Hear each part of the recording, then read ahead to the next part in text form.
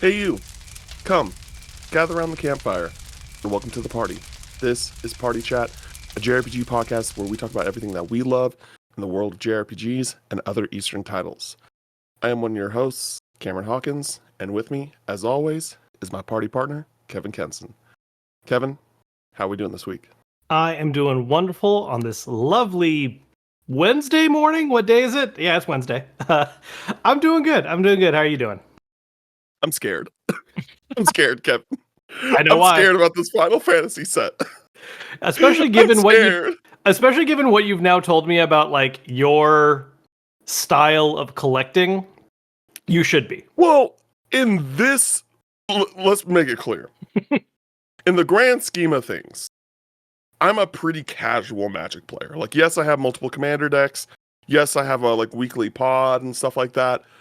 But this isn't my main. It's not my main hobby. It's not Sure. like my video game situation.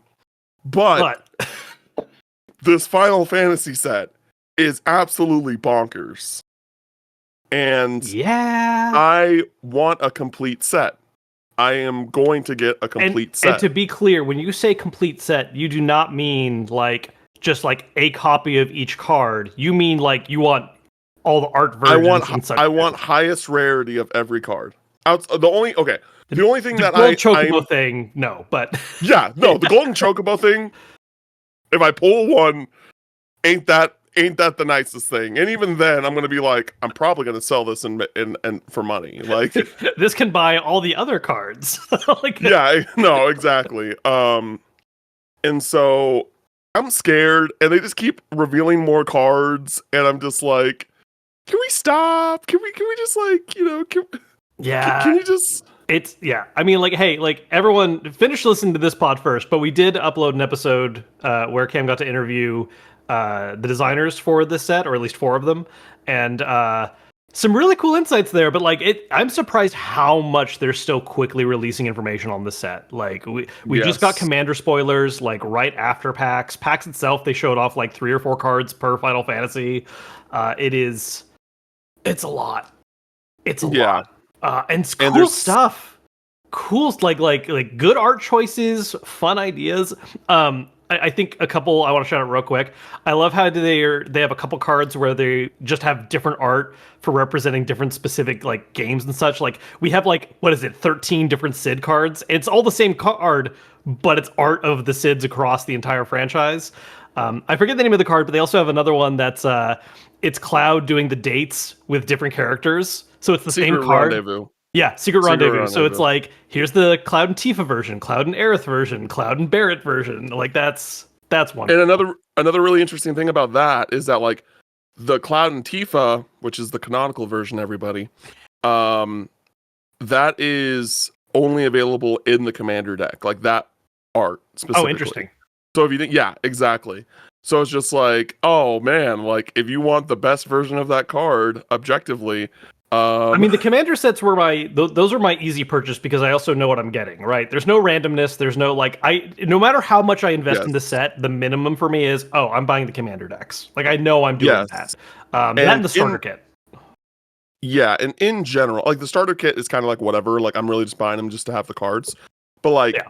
the the precons, which is like the just like the magic term for the commander decks, those over the past like year or two have just gotten like a lot better in quality. Where they they reprint these cards that are like commander staples and just have them in the deck, which is really really nice because a lot of those cards, like if because normally I would recommend people to buy singles. I think that because it's Final Fantasy and there's like this whole like major like kind of licensing deal, and like cards are just going to kind of naturally be more expensive, at least for the first like year or so, I would say. Yeah. Until we find out what It's stays just popular. exactly. And like how much they're able to, because commander decks is like the one big product that they have there, where like once those go, they don't really see a reprint. Yeah. Um, and that's why I was like talking to you earlier, where I was just like, man, I feel like that if there's anything that I should prioritize, even though like obviously I want to buy like a collector booster box and things like that, the commander decks are really important because most of those cards are only in the commander deck, Right. and that you can't pull from the boosters. Um, and so yeah, there's just a lot of stuff. It's really exciting. Like I I don't remember the last time I was like just excited for a certain product to come out. Like it's been a while, and like I uh like yeah, outside of games, like the main thing I really buy, aside from living, um is like, games I'm playing and then tabletop RPG books. Like those are my two monetary investments. And so yeah this is a sudden additional thing that I'm going to be throwing way too much money at. Um, I do want to shout out one other card I just remembered from the Final Fantasy X Commander deck. By far, one of the best art choices they did. Inspiring Call, which yes has the Tidus and Yuna laughing scene on it. Just chef's kiss. Like, there's a few of those where it's a reprint card and they just pick the perfect art where it's like, this makes sense. Like, not just mechanically to have it in a commander deck, but thank you for picking this art. yeah. And so one of the things, speaking of the art, I think like the coolest thing that this set, or like what we kind of like learned from this panel that happened over last week was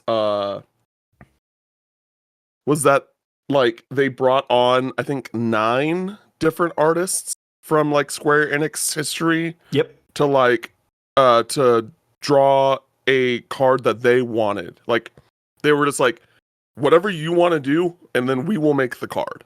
Yes. Which was really cool. Yeah. The Amano Terra card is so freaking beautiful. Like, oh my god. Oh yeah, the magical adept into the Esper Terra, like that is gorgeous. Yeah, the Esper Terra art especially of the two. Like, I mean, both look great, but when I saw that, my jaw dropped. Yeah, that and dude, the Namora Sephiroth, like, oh my god, dude, it was so good. That like, and the thing is, like, I've been wanting to make a mono black commander for a long time, and so and I just couldn't figure out like I couldn't find one. I was like, oh, this pertains to my taste, and then this came out, and I'm like, this is it. I got to do it. I am obligated. I am obligated. But the thing that I think is, but it was cool because like we got some like kind of new takes from like other artists, like Isamu, who did like the art for 12, did Lightning, which was very cool. For one of Lightning's cards, and so yeah, there's just like I like how they did these like kind of collaborations where like they kind of just gotta choose what they wanted, and we got to kind of like these new, like some new takes on some of these characters, which is great. Yeah, no, I think lots of really good decisions across the board with stuff we're seeing. Just like the art picks, the style choices. Look, I will be completely honest in that I've had my back and forth moments with Wizards of the Coast in general, but this specific set and what they're doing, like, thumbs up. Like everything we've 11 seen. out of 10. Yeah, 11 out of 10. They understood the assignment on this one. Like the only thing that I understand why this isn't happening. Like this is me being greedy, but the only thing that I wish was, if not a part of the core set, I would love to see like a secret lair with tactics. Like that's like my only thing is like I would love to just give me like an Agrius card. Like there's a couple characters where I would just love to have that get adapted as well. But I get it. It's not mainline, so it goes. Yeah. And I'm glad you mentioned the secret layer because like they confirmed that there's going to be a secret layer, and that is probably I would expect that to be revealed at MagicCon the weekend of when the Final Fantasy set drops. More money to spend. We'll see. Spend. It's dangerous. We'll see. It's really dangerous. It's really dangerous. But anyway, we're gonna get into the news for the week. A relatively light week. Some big news that happened just overnight, which will be our main story talking point, especially on this podcast. With Cam on this podcast. Yeah. But we're gonna get into some housekeeping first. So yeah, I went to PAX, I went to Boston over the weekend, and I played a few things that are I posted my impressions on in like a separate video slash podcast. That if you want to check out my thoughts with some friends, I played Bravely Default Flying Fairy HD Remaster. I officially have played the Switch too. Do I have Before any me, thoughts on you this? son of a. Yeah, I know. Do I have any thoughts on the Switch too? Not really, because I didn't actually get to like see the device in any real capacity. I just got to hold the Joy-Cons.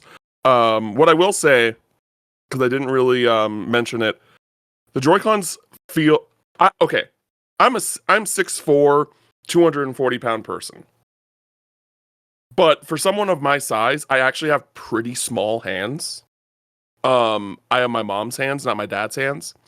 And so I've always kind of took issue. I've been really I feel like I'm a bit more picky with like my controllers um more than most people, Sure. I guess. And so like the Joy-Cons on the Switch were just like just this much too small for me. Sure. Where it's like, oh, the buttons are just like a Yeah. little bit too small. Like, Not an uncommon, yeah, like absolutely yeah, an yeah, issue with yeah. those. Yeah. The Joy-Cons for the Switch 2, I feel like are just like this much too big for me.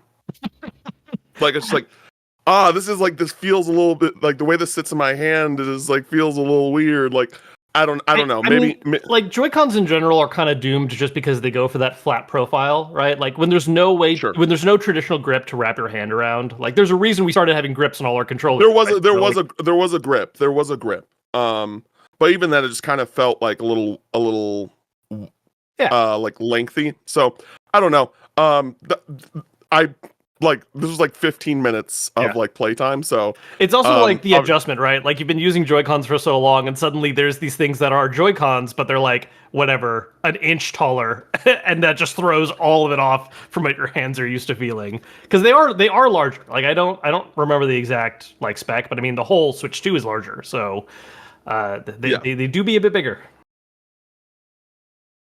Yep. Um, and then I also got to play Shadow Labyrinth, which is the Metroidvania, the Pac-Man Metroidvania that's coming out later this year. And then I also got to check out Battle Train, which is not particularly a JRPG or an Eastern title, but it is a indie game that Bandai is publishing. And so I wanted to check that out, and so all my thoughts on those are all in separate videos.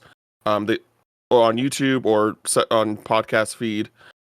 So you can check that out. If you've been enjoying the show, we'd really appreciate it if you gave us like a 5-star on podcast platforms. Subscribe to our YouTube channel, Party Chat: JRPG podcast. Give us a thumbs up on our videos. Anything helps get us exposure to get our name out there and get more people to listen to the pod. If you want to support us more financially, we have a Patreon where we have a few different tiers that give a few different rewards, like getting the episode a day early, a monthly Q&A where you guys could ask us any questions that you have, and our Campfire Catalog podcast, which is our book club podcast where we release every quarter.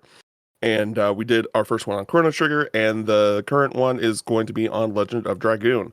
When we will we will have the time to get back to playing Legend of Dragoon, we'll see, but we're working on it. Hopefully SGF does not end with like 4 surprise games all releasing in the back half of June. Because otherwise Yeah, June's not too bad right now. I think Death Stranding's like the biggest thing, which I'm gonna hold yeah, off on. I know you want to dive into it, but I'm yeah. hoping June is gonna be my time to like really just blitz Legend of Dragoon. But that's the thing We'll too, is see. like there's also like just the Final Fantasy set, and the Final Fantasy set is also like kind of throwing a wrench into things And the where it's Switch just 2 like, launch.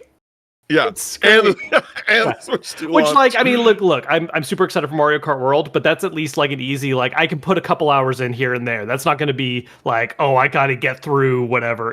It's a great time to play games. Bad time to try and keep up covering all of them. Yes, exactly. And then lastly, go to youtube.com/Kevin Kenson and hit the subscribe button over there as we try and get Kevin to 1 million subscribers before the end of 2025. A lot of videos coming out, especially in the coming month on the Switch 2. So go over there and give Kevin some love. So we're gonna get into the news for the week. And that main story for this week is that Kingdom Hearts Missing Link has officially been canceled.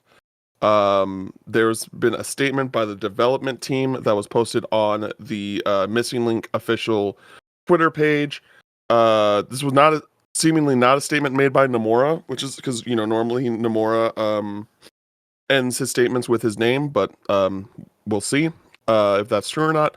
But they said, quote, "We have made the decision to cancel the development of Kingdom Hearts Missing Link.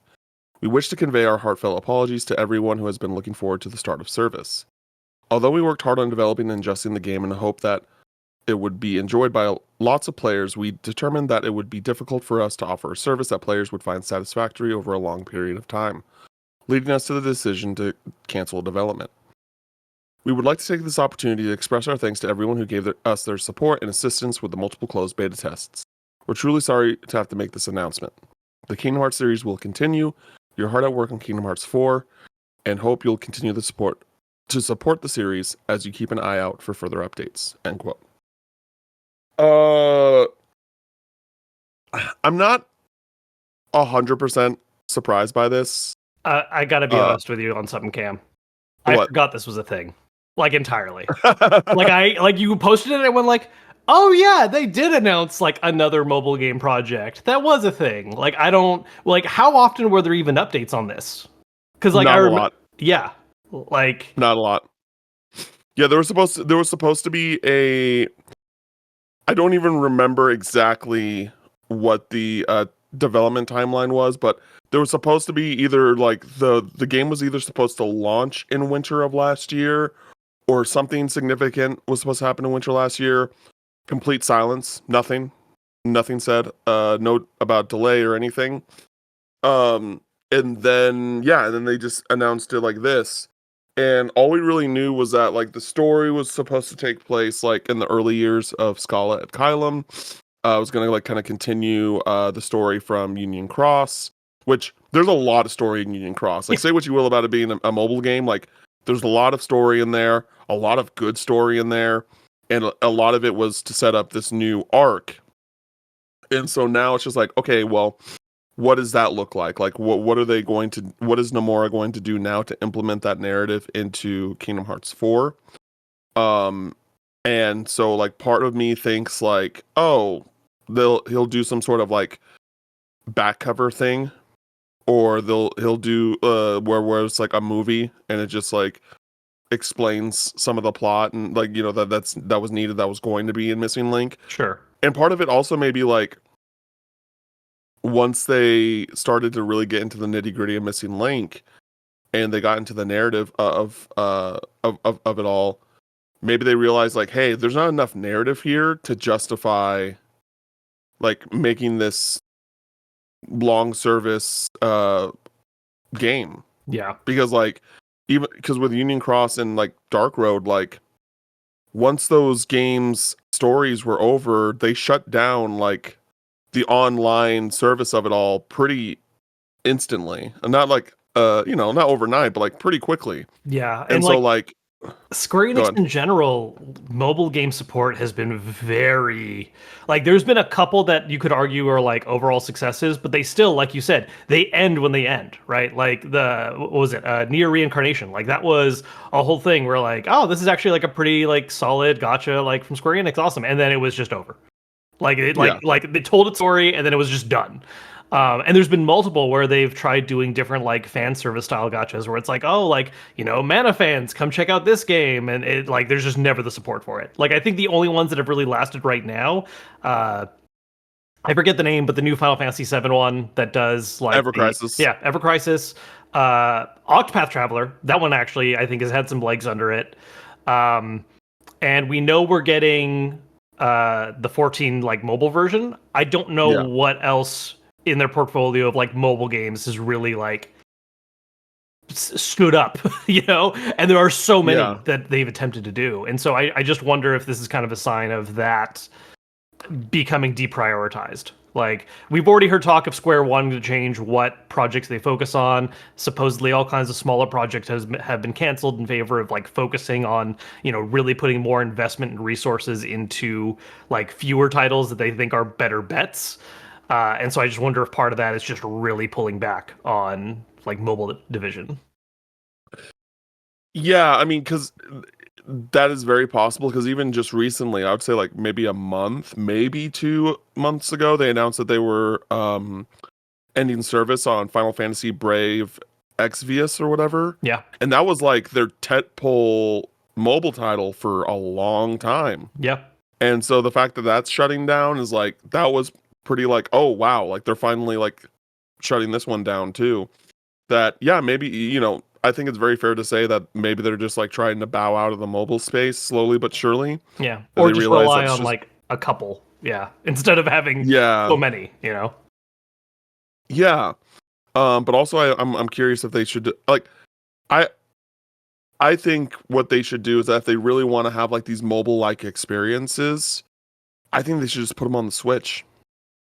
Hmm. I just think that like kind of like what Pokemon does. Like obviously like I don't think Square Enix has like the resources or like should put the resources in to like have a Switch version and a mobile version uh like um like Pokemon does with a lot of their mobile titles because it's really like a mobile title that also has a Switch version, right? Like it's not like the other way around. But like I do think that like I would have been more inclined to play Ever Crisis like and continue on that path. Like I started playing it when it came out, but I was just like, okay, like I just can't do these games like that. And I would have played it more if it was on Switch or if it was on a console. And so I just think that like even like a game like Honkai Star Rail, like I really enjoy that game and I still really enjoy that game. The only reason I stopped playing it was because the updates were too frequent. And so like They were being too good to me. Way too much yeah, to keep no. up with. Yeah. Yeah, they literally I was just like No, it's I it's cannot dedicate the time. So it's just like I think that if they were to like shift gears like that, I think that could potentially be more beneficial for them. But also like I'm not super knowledgeable about the mobile space like that. So like maybe I'm wrong. Yeah, I do wonder how the overall like audience reaction is to it because like I think there absolutely are people who are like mobile players and like I'm not going to be like, oh, mobile games aren't whatever. Like no, like there's some fantastic wonderful mobile games out there that are well designed and like fit the medium excellently. But I do wonder how much interest there is from people who like a thing and are then being told, hey, play this long service mobile game in order to get important lore. Like, what's the actual conversion rate of that? Like, how many Kingdom Hearts people really went all in on Union, right? And how many were going to be ready for Missing Link when it dropped? Like, it's already kind of a joke trying to keep up with all the side games for Kingdom Hearts in general because they're not actually side games; they're all lore important, and that's a bit of a headache. And so, Sure. adding on top of that a mobile game where not only is it important lore, but it's important lore that's going to be like, just drip feed. Like here, like you gotta wait for an update, and you're just gonna be playing this game off and on for the next 2-3 years. Here you go. Like it's a bit of a weird sell, No. and I Yeah, that sucks. it's rough. Yeah. Yeah, no, I personally like speaking for myself, I'm kind of glad this isn't happening because like I don't want to keep up to date with all that stuff. I just don't. That was already a pain in the butt with Union Cross, and I just like, and again, like Union Cross, fun game to play for what it was, but I just like did not want to like keep up with that. And Kingdom Hearts is like my goat, right? Like I love Kingdom Hearts, but like even it could not make me stay consistent with that mobile game. And so for me, uh, I'm begrudgingly happy about it because it's just like okay, cool, but also like damn, people have waited a long time for this, and now that's a tough pill for them to swallow. But I also kind of want to go into like the whole like the Kingdom Hearts 4 side of it. Um, I I don't know anything. Like I have not been informed anything, but I have a gut feeling that we're going to see Kingdom Hearts 4 at SGF. Um, with Jeff Keighley last year going to the Square office, specifically thanking Nomura, in social posts, things like that. I definitely think he got a look at Kingdom Hearts 4. And I definitely think it was like, hey, we want to show this off at SGF next year. And I think that with them making this announcement now, it makes the announcement or the re-reveal of Kingdom Hearts 4 to be more exciting, because I know that if we didn't get that cancellation announcement before SGF and we got the Kingdom Hearts 4 trailer, people would have been really hyped for it, right? But they would also be like, but where's Missing Link? Like, that I think a lot of people would just be like irked that we're getting an update on this much bigger and significant title, but like, oh, this was supposed to come first. Like, this was announced first. Like, and so now that that's out of the way, it's just like, okay, it's like full steam ahead on Kingdom Hearts 4. Let's get the ball rolling. And I think that this was a smart move by them to like be like, hey, especially it happening like less than a month to SGF. To me, that's telling. To me, like, I could just be like overthinking it, but like, to me, that's a sign that like, hey, we might be getting some Kingdom Hearts 4 stuff soon. Yeah, I think that's reasonable. I don't know if I would like do like a heavy over under bet on that being like, oh yeah, Kingdom Hearts is going to be there. But like, I think that logic checks out. I think there is a degree of like, oh yeah, like, especially because part of that announcement was not only announcing the cancellation, but specifically using the wording, we are, devoting resources and putting our work into KH4 right now. So there's kind of a realignment and focus on like, that's the next thing. That's what you need to have your eyes open for coming up. I do wonder too, like, because it's a new arc and everything, I also wonder if the cancellation of Missing Link plays a little bit more into like 4 being a bit of a soft reboot point. Like, obviously it's still Sora and we're going to have plot elements from past games still involved to an extent, but like really try to treat this a little bit like, okay, like new arc, new stuff we're doing. There has to be a bit of a conversation of like, how do you make this as accessible as possible to people that haven't already played 9 other Kingdom Hearts games? Because that's always a worry, right? I mean, that was even the thing with like the 7 remake Rebirth thing, was like, yeah, you probably need to play Remake first, but no, you could totally play Rebirth like right away. I'm sure that's a conversation for 4 of like, how do we market and target this in a way where you don't feel like you need to have played all these other titles or keep up with a side mobile game. Yeah. We'll see. 'Cause like, even with how do I explain this? Union Cross, again, like I said earlier, does set up some things for Kingdom Hearts 4, like the young girl that's at Sora's door when he wakes up in Shibuya is Strelitzia, and she's a character that was specifically in Union Cross, right? But like, really, as of right now, that's all we really like know that's directly connected to Union Cross, outside of like the Lost Masters and like things that were introduced in back covers. Yeah, right? general so lore stuff. Yeah, exactly. And so, who knows how much that lore is going to play a part in Kingdom Hearts 4 directly. It could not.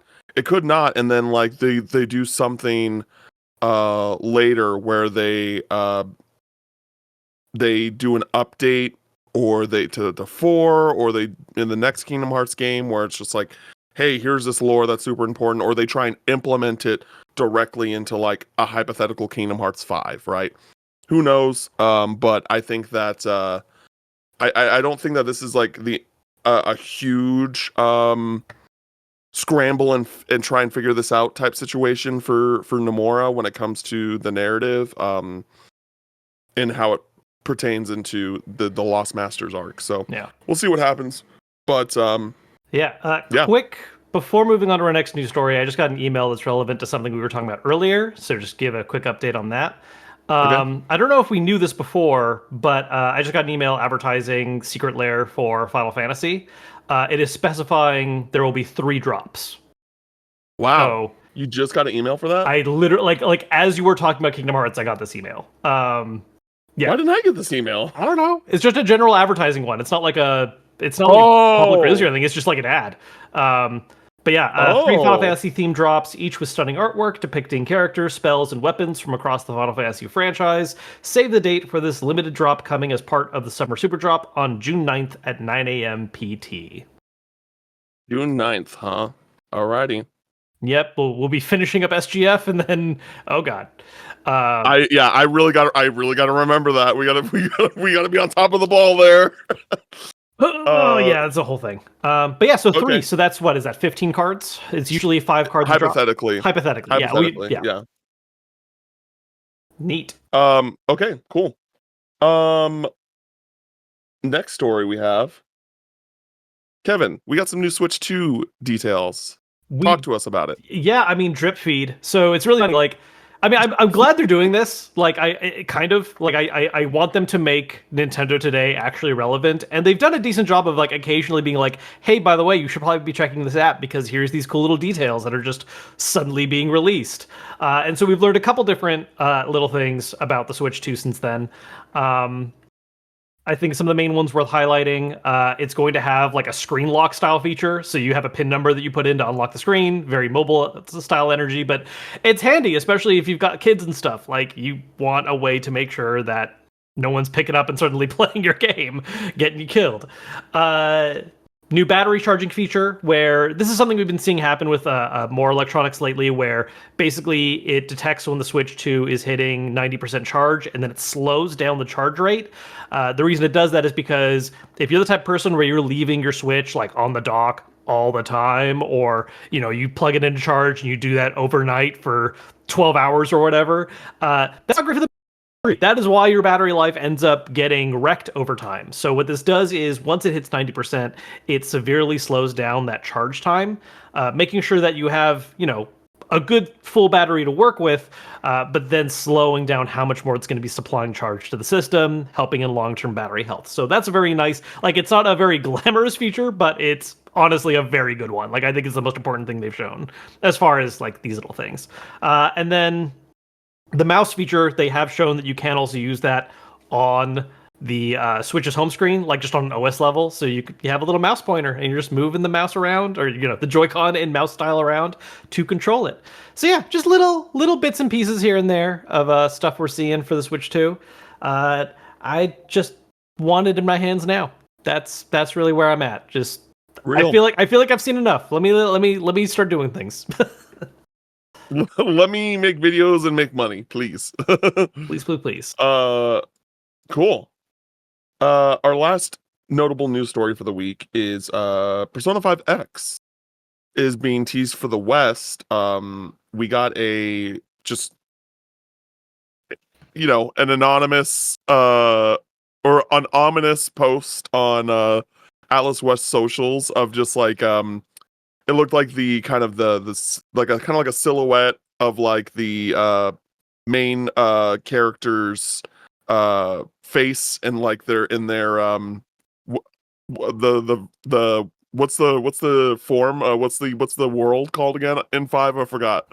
Oh, see, you say that and now my The brain is doing metaverse. something too. The metaverse, yeah, The right. metaverse. Bitcoins and stuff. Showing, yeah, because he has like these very like distinct sunglass shades on, and yeah. and then Another kind of like light hint too is not in the art itself, but I think the real data giveaway that it's 5X is that when they say like something's coming soon or whatever the text says, it ends in an owl emoji, and the animal character mascot for this is an owl. Yeah, so it's like okay, like we're making this very obvious. Yeah, and on top of that, Atlas Japan is having a like P5X event on May 15th, which is tomorrow, where we're probably gonna get more news about the localization of this game then. Yeah. It's been out in China for a while now, and it's coming to Japan soon, and so it's gonna make its way to the West. Yeah. It's Persona 5. Despite saying what I said about Kingdom Hearts earlier, like I'm gonna check this out. Yeah, it's a gacha game. Like I'm gonna check it out. I'm gonna see, because here's the thing. Like you can Honkai Star Rail, Hoyoverse, what they do. Great example of how to do gacha games right. Like, and I think, and then so I'm curious as to see like what this looks like from the Sega Atlas side of things. This is like kind of like their first, at least for Atlas, this is kind of like their first crack at it, as far as I'm aware. And so like I'm There curious to see what that looks like. there was an SMT mobile Oh, game. there was? Okay. Yeah, I forget the name right now. It was like DXD or something like that. Mm, Yeah, there was an SMT one. I feel like there might be something else, but yeah, they have messed with it a little bit in the past, but certainly not like they have not done tons for sure. Uh, mm, so unless you want to count the Yakuza, oh no, that's not Atlas. That's just Sega proper. Yeah. So I'm in the same boat. I'm gonna download it probably. I'll check it out. I'll give it a shot. Gotcha games in general, I definitely usually fizzle out, but we'll see. We'll see. yeah, we'll see. And then some quickies for this week. Trails in the Sky first chapter is officially launching on September 19th. A lot of people assumed it was the 25th when Video Games Plus like had the set date for the 25th, but it is actually the 19th. So earlier the better to experience peak. Stellar Blade on PC is releasing on June 11th. Death Stranding 2 on the Beach has gone gold. And Virtual Fighter 5 Revo is coming to PS5, Xbox Series consoles, and Switch 2. There has been no release date announced, but it has been confirmed that there will be cross-platform play and rollback netcode. Now we're going to get into what we've been playing for this week. I played a few more games at PAX East that I want to talk about. The first one being Rune Factory, Guardians of Azuma or Azuma. I don't know how you want to pronounce it. And I reluctantly, admittedly, took this appointment because I was just like, it's Rune Factory. Like, I think our audience might be interested in this. I've never played a Rune Factory game. I don't like management sims. I definitely don't like farming sims. And I am glad I took that appointment. I'm really glad I took that appointment. So for those that don't know, this new Rune Factory Guardians of Azuma is like, the X-Seed people told me that this is like a spin-off on Rune Factory, where they are putting more focus into the action gameplay, all the non-management sim elements Yeah. to the game. Which are And those still present, or is it like all in on action? yeah, so the farming stuff is present. I'm gonna talk about the combat stuff first, and then I'll dig into Sure. the farming and management stuff. So I don't know at what point they put me into the game, but it really does kind of feel like from what I experienced and what I saw, a like open world, like an open world Metroidvania of sorts, where like you get so the big thing that like kind of was interesting to me is that there are these sacred treasures that you collect throughout the game, and each one is dedicated to like a certain element. um but outside of that, some of them have uses outside of combat. So like there's so like one of the sacred treasures is a water parasol. And that is how you're able to glide across the map. So there are certain, because you can't swim. There are like islands there and you can't swim. So there's a point where like I was able to get to an island that I never, that I wouldn't be able to normally reach if I didn't have the water parasol, which I think is really cool. And there's no like, as long as you have the ability, the sacred treasure to like get to the locations that you want to go to, you can go anywhere. Doesn't matter what level you are, like that type of thing. Because like when I landed on this island, enemies were like level 22 to 28, and I was much lower than that. Like their level, their name was all in orange. I was just like, oh wow, okay. and then when it comes to the like actual combat, there's you have your sacred treasures. You can use your sacred treasures in battle, but on top of that, like they can affect uh your general weapons. So you have like two weapons of choice, like not particularly a primary and a secondary, but like you have two weapons that you can have on you at once. You have like your short sword, your long sword, a great sword, I believe. The two new weapons for this game are the bow and the talismans. There's also like these dual blades that you can use. Uh, there's a variety of weapons, and I do think that they feel distinctually different when you use them. And so like if you use a talisman and you have the fire sword sacred treasure equipped, your talismans are going to do fire damage. Or if you use a bow, like your bow is going to do fire damage. And these enemies have like specific weaknesses and things like that. And I got to do one boss fight, and I think the person that was like walking me through the demo more or less said like, oh, that was like the fastest anyone's beaten that boss that I've seen at the show. And because like it was like this giant dude on a horseback, and I think he was like weak to great swords and fire. And so like that was kind of like I switched my weapons to take advantage of that. And on top of your sacred treasures, which you do have a currency. I believe it's called RP. It's like a blue currency to be able to use those a bit like those weapons just outright. You also have spirit, and so your spirit is broken down into multiple segments, and each each sacred treasure has a number of special abilities that are basically more or less like a limit break of sorts. So like for my demo, I had two for basically each sacred treasure. So one of them was one of them practically across the board, regardless of what sacred treasure I used, was like an AoE effect where like I would just create like a giant fire circle, and then it would just like continuously do damage as long as the enemy was in the circle. And then like the other one was like a more proper like just direct attack. Um and the game was super fun. Like the combat super fun. Like is it like tight gameplay wise, like movement wise? Not particularly, but like you have the right stick to focus on a certain target. Um it's really fun. Like I had a lot of fun playing the combat.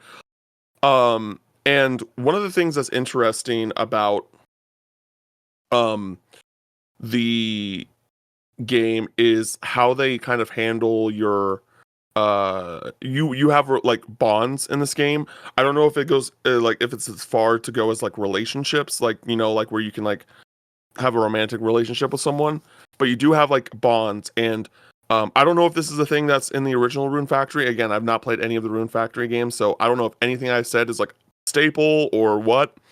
But you can gain bonds from healing. So if you heal party members or if they heal you, like you can get bond increases just by doing that. So like it gives like an option to have bond increases outside outside of the management sim stuff. Yeah, Which I like think is really cool. bringing people along with you and who you choose to adventure with. It's like, oh, I really like this character and I want to build bond. I feel like with it being Rune Factor, romance has to play a role. Like not with every single Mhm. NPC, but like that's such a core aspect of a lot of the Rune Factory games of like having certain characters be romanceable. I would be surprised. Like it is a spin-off, and so there are changes, and maybe that's one of them. But I feel like if there's a bond system, that's going to end up playing a role. Okay. Yeah, no. I mean, make it's fine with me. Like we'll see. Um so like that was kind of like most of the combat stuff that I really liked. You can while you're out you can mine material like stone and stuff like that, There's other things that you can pick up. So that's really cool. And then when you're back at your like village, so I had less time with the management and stuff than the combat stuff, but they definitely said that like they designed it so there's a lot of stuff that you don't have to do if you don't want to, and you have people do it for you.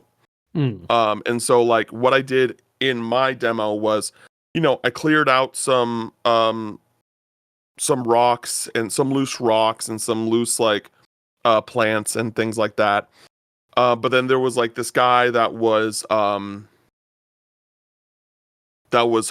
gardening, right? Doing some farming there. And one of the things that's really cool was that one of the sacred treasures is like this double-sided drum.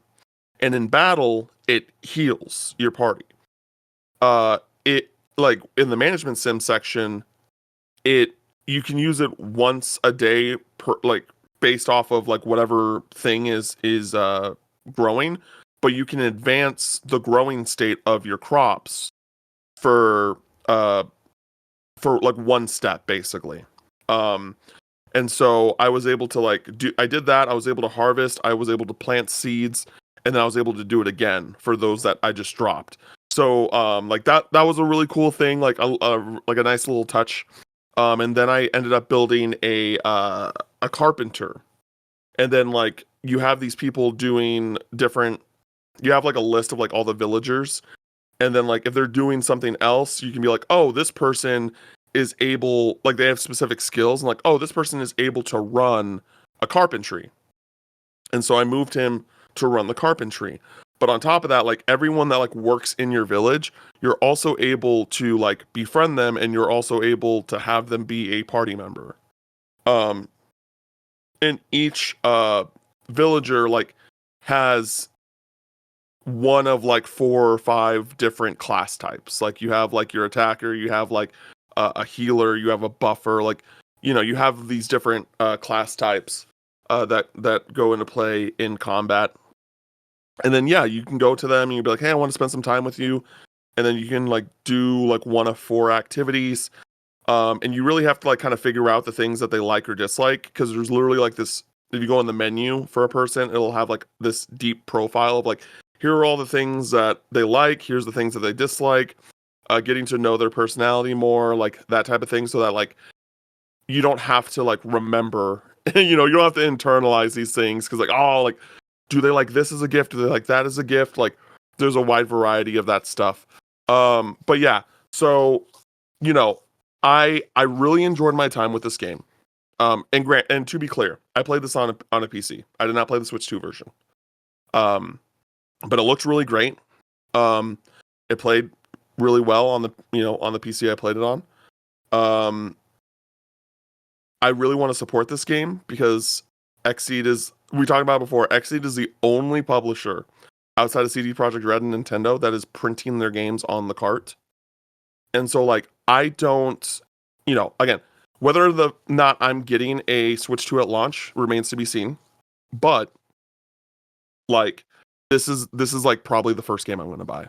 Like this is probably the first game I'm going to buy, because like I want to support, I want to vote with my wallet, and I just I just want to bring appreciation to what they're doing with that. And again, I had a really fun time. Like this was a game that I had zero interest in, and I'm now like, I want to play this, I want to buy it, I want to check it out. So we'll see if how that comes along. But at least now that this is something that's worth hopping into when you get your Switch 2, at the very very least. Yeah, no, that's good to know. And there's, oh man, like I want to retract my earlier statement about June being less busy, because that is adding to that list, especially for Switch 2 launch. So, oh boy, exciting though, exciting. Yeah, yeah. So shout out to Xseed. And then I played this little indie game called Nocturne. So Nocturne is like very much presented as like this pixel like turn-based RPG aesthetic for sure. And I didn't get a whole I didn't get a lot known about the lore or the story or the pitch or anything like that, but I did get to experience the gameplay. And if you are someone like me who loves JRPGs but also really loves like Guitar Hero or Rock Band or that kind of like gameplay experience, this is a game that you want to check out. So basically how the combat works is, so apparently there's 101 different enemy types in this game, and each enemy type has a unique song that plays when you're fighting. And so like when you start a fight, you have the 4 like rails, and you can completely customize like what button you want to be what in combat. The only issue with that though is that it can't overlap something that you already have assigned.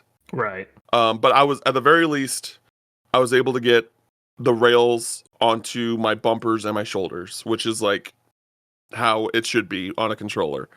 And so it's only 4 rails, it's not 5. And basically you do these songs, and you have a health bar and you have an AP bar, and your AP bar is like split into 3 different segments. And so like whenever you have an AP bar segment, you can attack pressing X. At least for me, I assigned it to X or A. But what you can also do is you can wait until your opponent or the creature is about to attack, and then the rails will turn yellow, which basically shows like, oh, this person's about to attack. And if you press it, if you time it right, you'll able to do a critical hit. And it's kind of like a risk versus reward, right? Because like you can try to because it also interrupts them. So if you like do a critical and you interrupt them, then you're like in a good place. But you could also like mess up your momentum with playing the actual song that'll affect that, and on top of it. So there's kind of like this risk versus reward factor that goes into play. One of the things that's interesting about it is that like you don't have to kill the creature. You just have to pass the song. So it's more about survivability than killing the creature. You can still kill the creature and then you just win. But if you don't kill the creature by the end of the song, you still pass. Which, I mean, hey, so, really good track. I don't want it to end early, right? Like so that is really cool. There is still like equipment and stuff that goes into play. So you still have like that RPG aspect of it. It's really cool. I'm really excited about it. Apparently their current window is March of next year. There's already a demo on Steam, so if you want to check it out, you can check it out. There's also like environment puzzles outside of battle that use the same mechanics. Very cool game, and I'm very interested to checking it out and playing more. Awesome. But now we're going to get into the topic of the show. Over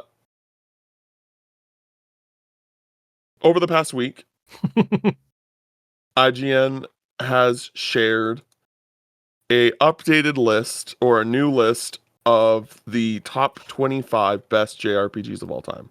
I just want to real quick apologize to one of our listeners, Michael, if we're giving you a heart attack right now. Don't worry. This is a place of love and support. Yeah. Cuz Michael works at IGN and is a patron of ours. He edited this video. So like, we love you, Michael. You're a good one. We're about to roast this list. Lovingly. Yeah, with love. So there was one specific rule that they abided by when making this list, being that they would only choose one game per franchise. Which makes sense. Like, totally makes sense. Yeah, I think especially because this is also like a community. I mean, not community as far as readers, but like it was multiple people at IGN. I think there was a panel of people. Yeah, it was not one person making their list, and so I think you're already getting something that's going to go through hoops a little bit with that situation. And so I think while for making like my own personal list or someone trying to be like, hey, these are my top whatever, I think no double dipping is kind of a weird rule. But for this, where I think it's a little bit more of like a conversation starter and just trying to like cram in as many varied titles as you can, yeah, I think it makes sense. I agree with that call for this. Yeah, and similar to like how we know Michael, like I am personally like colleagues, friends with a lot of like with several people that I can tell just by making this list. We're on this panel, and I'm gonna call them out too. Like not even if it's good or bad, like just like saying like this is on this list because I know this person loves this game. There are definitely some choices on this list for there sure. are some choices on this list for sure. Not even a bad, like some bad, some good, some interesting. Like Yeah. not particularly bad, but like I'm surprised they went with this route. Yeah. So we're just gonna start 25 and up and just give our thoughts. So starting at number 25, we got Shin Megami Tensei 3 Nocturne. How are we feeling about that one, Kev? Look, I'm a little surprised it made the cut. Not because it isn't good, but just because it is definitely, I think, a select taste kind of title. Personally, because of the no double dip rule, I actually lean a little bit more towards liking 4 as like my favorite SMT. But like, I get the Nocturne pick. Like it's a very popular choice if you're gonna go with like a best SMT. I think it kind of straddles the line just right between some of the vibes of the oldest ones, but then also bringing it into like a more interesting graphical era. Difficult. uh, yeah, like I'm fine with that being in a top 25, especially in the sense of also being like the SMT pick. I think it makes sense for it to be something that's not going to clear like the top 10, but in the top 25, I'm like, yeah, like that. I don't have a problem with that. Makes sense to me. Yeah, it's hard for me to say because in some aspect it is like, yeah, like this makes, but also like when I look at this list, this is one of the games that immediately like there's a game I can think of from a series that's not represented on here that I would have rather had over this.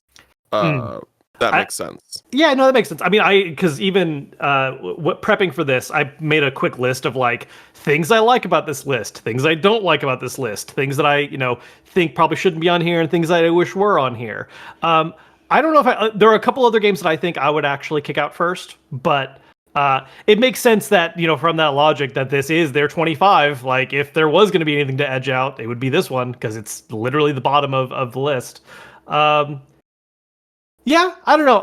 Maybe it's because I'm also just I'm into SMT and like I understand the importance and love of Nocturne, so it makes sense for me to show up in a top 25.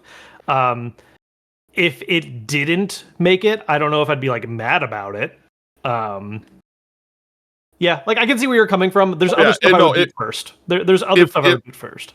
If SMT3 or like an SMT rep did not show up on the list, like on a top 5 list, I wouldn't blink twice about it. I'm not saying that like SMT isn't important. It's just like for me, it's just not. It's just not like I love a challenge in all games. I love challenge in all games. Shin Megami Tensei is kind of like hard for the sake of being hard vibes for me, where especially 3. Where it's just like... Well, 3 in the version of 3 that we got, because there's optional bosses that get thrown at you way earlier than they kind of should be, and people will usually try to tackle them right away, which is not great if you don't know what you're doing. Yeah, so it's just like, I want to play, like, I want to finish Nocturne, like, I played a good bit of it. I have 4 and Apocalypse on my 3DS, like, I'll get to them eventually. Like, these are games I definitely want to play. But like, they are very difficult games that are that prove to be a challenge, but just really for no reason other than just cuz, at least from my perspective. And that just like doesn't really like, that's not really what I look for in a JRPG. That's not really like something that I'd be wanting to play all the time. So yeah, I think if anything, it being at the end of the list is perfectly okay. 24, Breath of Fire 3. Thoughts on this, Sweet. Kev? Because you're the Breath of the Fire guy. Yeah, no, I respect it. I like it. This is another one where, like, I would see it being difficult to break into like top 10, so it's existing somewhere in. That's the thing with lists like this, by the way. Once you get past like a top 10, and arguably once you get past a top 5, it's all kind of give or take where games are going to end up. Like, it's just Mm-hmm. you're getting in the weeds a little bit of why something is 23 versus 21, but that said, like, yeah, I think Breath of Fire 3 is a worthy addition. I think there would definitely be some debates between that or 4. I like 3 a lot between the two. They're both excellent games. Like, that's really the peak for that series. So going to one of them would make sense. Yeah, solid pick. This is another one where I think at the end of the day, narrowing down 25 games is pretty tough. And if you had to remove something to fit something else in, I wouldn't feel great about removing Breath of Fire because that is just one that I really do love, and so I'm glad it makes the cut here. Because I can absolutely see a lot of 25 lists where people just don't even talk about it. Yeah, I mean, like, I think that. Granted, I have not played Breath of Fire yet. I love the aesthetic. I love everything that I've heard about it, and I really want to jump into that series soon. But I have heard like that 3 is pretty well consensually like the best of the 4, and so like it makes sense that this would be on the list. But it is like a, it had there we haven't gotten a proper new entry in so long that like it would have made sense if it wasn't on the list, right? Because it's like, I mean, in the sense of like who on staff has played and can talk about it, maybe. But like, I don't think a series being dormant should impact like, is the game good? No, that's fair. That's fair. I just like, yeah, I think like it's more of a forgetting it exists more Sure. so than like it. Yeah, that's more of what I mean. Not like like it's dormant, so like we shouldn't consider it. Right. Yeah. Yeah. No, and again, because this is like a vote by panel type thing, like those are the kind of situations you expect to come up, right? Like, there's absolutely some omissions here where I'm like, did anyone who was voting for this play this game? And like, that's, Yeah. and like it happens. Like lists like this are hard. There are a lot of games out there, and a lot of good ones, and not everyone has played every single one. Number 23, Golden Sun. Hell yeah. Yeah. I wouldn't be surprised if this got left out for other people's list, to be honest. I like Golden Sun a lot, but I do think there are some flaws to the series. So I'm glad it made the cut. I would not have been as mad if this one was missing, even though it would be in my top 25, certainly. But I could get it not ranking higher for some folks. Remind me, this is on NSO, right? The first one? Yes, it is. Expansion pack, because you have to play because it's a GBA game. Yeah. I will say, personally, just because of the no double dip rule, I would lean towards picking Lost Age over the original. But like, Really? I Okay. really like Lost Age. I like Expanded Party. I like some of the more like class options it gives. But I totally understand picking the first one over it. Okay. 22, Ni no Kuni, Wrath of the White Witch. Very excited this is on the list. Honestly, are we gonna have our first contention? oh no! Look, Ni no Kuni is good. It's great. Is it top 25 of all time? Yes. I don't think so. Yes, I don't think so. Absolutely, it is. No, it is a fine Pokemon like with a Ghibli aesthetic that I enjoy. I don't think it's top 25 personally. Kevin, this is one of your wildest takes I've ever heard. I think it's good. I don't think it's top 25 of all time good, even with the double dip rule. No double dip rule. Look, I made a list of which games I would feel okay kicking off of here, and it's literally 2 games. Ni no Kuni is one of them.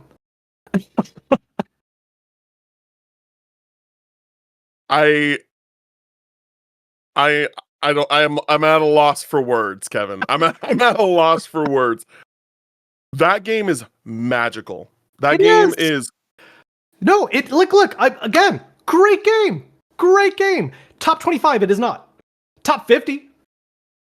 I'd put it somewhere in like maybe like the 30s or 40s. I would not put it in the top 25. I'm really upset that I've only played one of the 3 games we talked about before, before this because like I would put Ni no Kuni over Shin Megami Tensei 3 like in a heartbeat without Oh thinking no, twice. no, Like no, no, no, no, no, no, no, no! easy, Wild, easy. Yes. wild. No, unhinged, No. Yeah. unhinged opinion. We're What ending the podcast right now. The whole podcast. Nino okay. Okay. Pre Expedition 33. Name me a better original JRPG IP since Ni no Kuni. Since Ni no Kuni? Yeah, from Ni no Kuni Okay, so to now. the breadth of everything that has come out in the course of like later PS3 era, PS4 and PS5. Well, I wanted to say Lost Odyssey, but that was before. It was around the same time. Yeah, they were Here's both. the thing. I feel like here's the thing with what I'll say about Lost Odyssey. I have not played it, but just from my POV, I feel like the Lost Odyssey love has increased like notably over the past few years. Like I've heard more people talk about Lost Odyssey over the past few years, as you know, just being like, this is like one of the greatest JRPGs ever. And I'm just like, this is the first time I'm hearing that like in a real way. Like not saying that it was bad, but like that is just like it ran into a problem of being a 360 exclusive for sure in an era that like. Don't get me wrong, there were some great JRPGs on Xbox, like during 360 era, at least in the West, and then almost all of them got ported to PS3 eventually, except Lost Odyssey. So I think that's a bit of a headache of like how platform constrained it was and whether or not people were just available to play it. I don't have a great answer off the top of my head as far as like a better new one, but I think that's a better issue. I think that's more indicative of the issue of how many fresh IPs we've gotten in the last like decade or 15 years than it is like how good Ni no Kuni is. I think Ni no Kuni is an absolutely phenomenal game. I think it's it is great. I don't think it's top 25. I don't want to say I would not say it is a masterpiece, but I would say it is a near masterpiece in my eyes. That is a take. This is crazy. I'm going to be thinking about this for the rest of the podcast. I am so glad we finally have a good argument on something. If I stay silent for an extended period of time when I'm in the middle of talking, it's because I'm thinking of. I also love how like take. I love how lukewarm of like an issue this is to have, by the way, where it's not even like, oh, I think this game is dog shit. It's literally like, I think this is top 25. I'm like, yeah, it's good. Like that's my reply. Yeah, I know, but like it's so easily a top 20. Like, okay, if it wasn't one per series, that might be a different discussion. Oh, it being one per series, definitely not. Yeah, well, okay. Chill. But being at one of, like, yes, like absolutely. I don't know. Anyway, like there's some games in front of this. I'm just like, you cannot.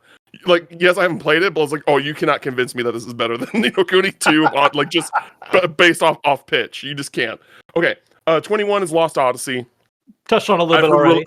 Yeah, I've heard really great things about this. Like, I really want, like, this is like near the top of like my JRPG backlog that isn't like an ongoing series title, right? Like, 'cause, you know, I'm playing through Final Fantasy, I'm playing through Dragon Quest. Like, this is like probably in the top 5. Like after that, you need to do at some point. And my main issue is that other JRPGs keep coming out, and because they're more recent, it's like, oh, this is more relevant to play right now. But I really want to play Lost Odyssey. Does not help how long most JRPGs are as well. Like it's just like cool. That's another how many hours? Great. Yeah, I might have to put this on the good old Campfire catalog poll in the future, so that I had thought about that for our last round. That was one that'll give us a good reason to play. Have you played Lost Odyssey? I have. I did not. Okay. I have not actually beaten it, but I did get through the vast majority of it back in the day. It has been a bit, so it also is not like the freshest in my mind. But I thoroughly enjoyed it. I think, you know, for those that don't know the deal with Lost Odyssey, some of the easy ways to pitch this is that it is. Some people joke that it's actual Final Fantasy 13, which is a bit unfair and a bit of a stray to 13. But the reason why that gets said is because that this was one of the big games from Mistwalker, which was founded by Hironobu Sakaguchi, the founder of Final Fantasy, while having music from Nobuo Uematsu. So like it's like there's so many elements of this game that are like, yeah, this is basically Final Fantasy, right? Like it's not called Final Fantasy, but like this is Final Fantasy, right? I mean, that's kind of like every Mistwalker game is like, oh, this is like another Final Fantasy, actually. Not really. Like, I mean, I wouldn't say that about Blue Dragon. I wouldn't say that about like. I mean, I wouldn't even say that about Fantasian. Really, like, I think Fantasian's cool. I don't know if I would call it another. But like, that's like what? Okay, hold on. So like with Final Fantasy 9, it was like Sakaguchi's like, oh, this is like the Final Fantasy like I really wanted to make, right? Then he dips out. Then he makes Last Story, Lost Odyssey first? Lost Odyssey first, I want to say. Yeah, Lost Odyssey came out, and then people are like, oh, this is actually Final Fantasy 13. It's just like, it's like, okay, cool. And then, really haven't heard a whole lot about Last Story. I want to play it eventually, but like Fantasian, like Sakaguchi literally said, like, Fantasian is like what I would want to make, like, a Final Fantasy to be, like, at this point in my life.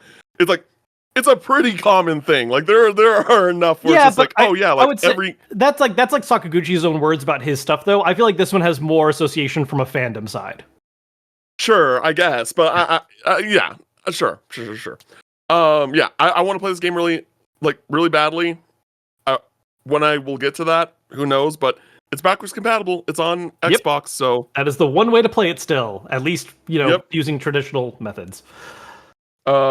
Next we have Star Ocean: The Second Story.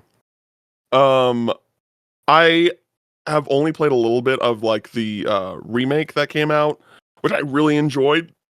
And I really want. This is another one that's like really high up on my backlog, but I just haven't gotten to it yet. Yeah. Look, it is the obvious pick for Star Ocean rep. Like if you're like there's no other if you're going to have a Star Ocean game on a top list like this, it's going to be Second Story. Like there's not a great debate for any other ones. There are some people who really love 3. I don't agree with. Yeah, that's what I was going to say. Like till the end of time, I heard is really popular. It's very divisive. It's one where there are people who really love it, and there are people who absolutely just do not like the direction it took the series. I would say 2 is the one that is probably the more unanimous as far as like, do you have to pick a best Star Ocean? Yeah, it's going to be that one. I'm down. Like, look, here's the thing, right? Most of my taste and stuff that I'm going to put on lists like this is informed by how much I love the SNES and PS1 golden era of RPGs. So like a lot of games that fall into that window, like Breath of Fire 3 and like Star Ocean Second Story, I'm just like, yeah, obviously that would go in a top 25. Makes sense to me. It is also just a great game. Like, a couple things too, like for people who maybe haven't really looked into this one.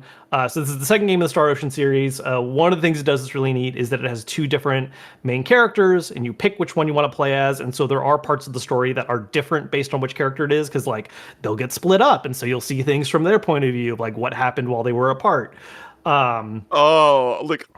I hate when games do that. I hate when long games do that, because it's only so many. Really... I wouldn't say that you're like missing out on like essential lore or anything by only seeing one POV, but like they spend most of the game together. It's also because of their backgrounds that like influences how that tone is, because one character is living on a planet that is very fantasy aesthetic rooted, and the other character is, like basically essentially crash lands, accidentally ends up on that planet. And so it's this thing too where it's like, oh, you get a little bit more of the sci-fi element if you're playing as the guy, because he's literally crash landing here and like, just having to, they do this whole like Star Trek thing of like, I probably shouldn't like introduce advanced tech to these people, so I have to be very careful about that. Whereas the other character is like, oh, I'm from this planet. I just saw this guy, fire lasers out of a hand. He must be some kind of divine hero. And like, so it's a whole thing with that's very interesting. Yeah, great game. The combat is spammy, but fun. It definitely favors physical combat characters over mages, but it's a good time. Yeah, I want to play it. I really do. All right, now this is the first one that I think this is crazy. I do agree with you to an extent on this one. I do agree. So yeah, so 19 is Bravely Default 2. Yeah. And I know who's responsible for this one. It's Rebecca Valentine. Rebecca Valentine loves Bravely Default. And when Bravely Default 2 came out, that's all I saw on her socials was posting about Bravely Default 2. Because yeah, I would be interested in having a conversation with her about that, because like, look, I don't know if I would put Bravely Default in general in a top 25, but if I did, I would not pick 2 as the rep. Like 2 is my least favorite of the Bravely Default line. So it's very interesting to me that like raw combat wise, I get it. And I think that's even what they say in the video where they're like, oh, combat mechanics alone, like that's the real thing causing this to place where it is. And I was like, yeah, it refined stuff, but like I think overall package wise, both of the 3DS games are like much better, especially writing wise, like storyline wise. I did not care for 2. I did not really talk about it in my Bravely Default impressions video, but like because the campaign stuff was like just so like it was like the beginning of the game and like I had to skip a bunch of cutscenes. Like the whole like Bravely Default system, like just immediate first impressions was like I don't really like this. But maybe my opinion will change once I eventually get to it. Yeah. But yeah, Bravely Default like no. There's you cannot no, this is not better than Ni no Kuni. Like that's crazy. That's crazy. And like I'm sure like all these other games, like there's no way. We're not going to beat that dead horse anymore in terms of like how could you put this over Ni no Kuni? Because my answer is easy. No. Like all the other games listed just by word of mouth alone does not sit at the table with or like Bravely Default 2 does not sit at that table. That's crazy. Yeah. Again, as someone who likes it, like I'm not mad at the inclusion. I would probably put it lower. And again, if I'm picking a Bravely Default rep, I'm not picking 2. I would probably put the first one if I was going to pick a Bravely Default game. Yeah. That I agree it's a weird choice. Oh, so good. No, I agree it's a weird choice. Yeah, this was definitely like a specific individual really fought for this, and I know who it is. Number 18 is Live Alive. Hell yeah. Yeah. This is one of the things I love about this. This is a thing I praise about this list, is that it got included. Like, thank you. Yeah, I think it should be on the list. I don't know if I think for me, this is like, for myself, this is like a solid 25 slot for me. And the reason why I say that is like, yes, it does some really cool, unique things. But I think that, like, at least in the first half of the game, when you're doing all the respective stories, I think the stories are very hit and miss. Or not even the stories, but just like the different experiences are very hit and miss. Like some are really cool, and some are just like, oh yeah, yeah, okay, whatever. I think how high you rank Live depends on how much you cherish like letting people make weird shit and not necessarily good shit. I think it's both, but I do think Live Alive is one of those games where it's like you have to really enjoy like, oh, they're doing weird. There's some weird choices here, and some of it works really well, and some of it absolutely does not. I think you have to be okay with like you have to cherish weird as like a good quality, and that's part of why like I would definitely put it on top 25. Like I very much love what that game did. And yeah, like even with a double dip rule, I think I might put Live Alive on a top 25 for myself. Yeah, I think it's a great game. Number 17, Tales of Vesperia, not Symphonia. Yeah, very interesting. It's interesting. I agree. Personally, like Symphonia is the icon. I mean, it's kind of like saying Final Fantasy 7 versus Final Fantasy like 6 or 9, right? It's like we're not going to argue what the iconic one is for making it popular in the West. Like that's just fact. There's no argument here. It's Symphonia. But as far as like quality of the game itself goes, I like Vesperia a lot, which is really funny because I've known a few people that like really bounced off of it. Like people that played the remaster were like, I don't like this at all. This is like my least favorite Tales game. What?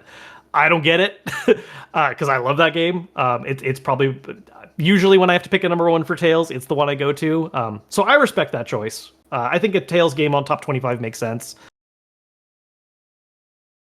Yeah, it definitely makes sense. I also think like, again, I love Tales. But I think it is a very formulaic series, and I do think that... Yes, 100%. I think that most of the games that are listed under it deserve to be above it, personally.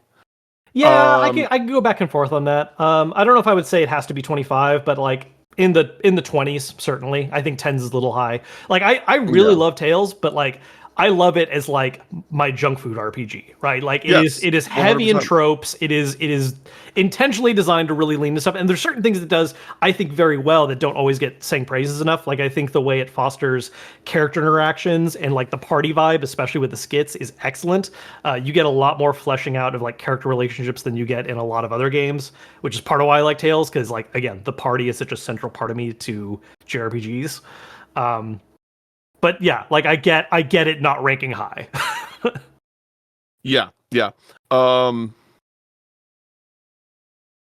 Number 16 is Kingdom Hearts 2. So is your argument here that why is it not in the top 10?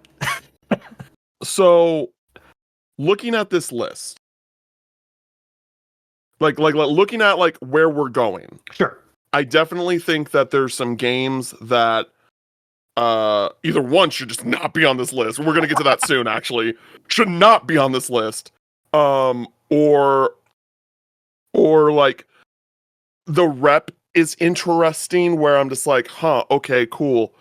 I think that like, regardless of how you feel about Kingdom Hearts as a series, Kingdom Hearts 2 undeniably has stayed relevant like consistently since its release. And like whether it be like first time players just like getting that first time experience and being like absolutely like blown away in ways that like I think are comparable to like when people play like Chrono Trigger for the first time and like they see like what this game did and like other like of those like or like Final Fantasy 6, Final Fantasy 7, like these kind of like Final Fantasy 10 is obviously in the conversation too, like these kind of like first time experiences of like, wow, like this game is special, like that type of thing. It's like I feel like that there's I just feel like that I am a sucker personally, and like there's no way to like not quantify this, but like to like actualize this in a real way. But it's like I think about like, oh, like I'm gonna put games higher that I thought like, oh, this game was special. Sure. What do you mean by special? It's just like that's really hard to like explain, Yeah. right? It's just like it's such a personal feeling, and I think that like, and I think that obviously Kingdom Hearts 2 is like for me the most special because it's my favorite game ever. But I think that Kingdom Hearts 2 like has stayed relevant in other ways. Like it's one of the most popular speedrunning games. Like that is like continuously stayed like, has just gotten more and more popular. Like the speedrun randomizers for Kingdom Hearts 2 are so fun to watch. I think that there's just and just in general, like, I think that despite their, I'm always saying like, oh, you got to play the Kingdom Hearts games in order, da da da da da. I actually think Kingdom Hearts 2 does a really great job at like making people kind of understand everything that's going on from just starting at Kingdom Hearts 2. Yeah. Because like in the way that, Kingdom Hearts 2 starts is like you're playing as Roxas. No one knows who Roxas is, whether you're new or old, Yeah. right? And so like you know who Naminé is and like like that type of stuff, but like you don't really like in a major way need to know that going into Kingdom Hearts 2. Yeah. And so I think that there's that whole aspect. Again, the combat system is for me pretty near perfect that an action RPG system can be. Like, yes, there's some like balancing things, like reflect magic is broken in that game, but still really fun to use. Yeah. And it's just like there's very little for me. Also, like arguably one of the best beginnings to a video game, like openings to a video game. Also, one of the best final boss fights in a video game. There's just, and also in general, the boss suites, like just the boss, like the bosses across the entire game, they're all bangers. Like they're all great boss fights. Yeah, there's not a single boss fight in Kingdom Hearts 2 where you're just like that sucked. Like they're all great. Like fighting all the organization members that are in the game, and then like if we're talking about the final mix version and like you do all the data battles, like I don't know a game with a better suite of bosses than Kingdom Hearts 2. I don't.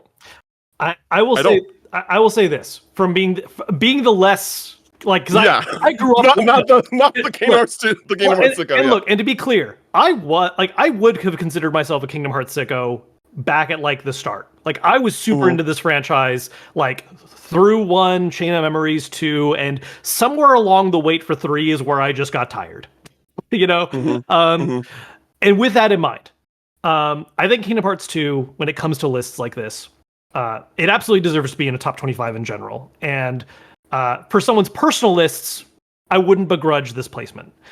If the argument is trying to make, quote, an objective list or whatever, like you're trying to make like the list, it is wild to me it's not in top 10. And arguably, there's an argument for top 5.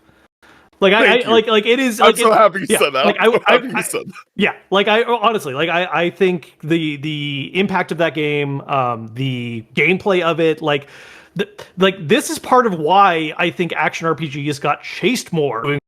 Like, it does action RPG really well, like really well, like even better than some of its own sequels, many of its own sequels.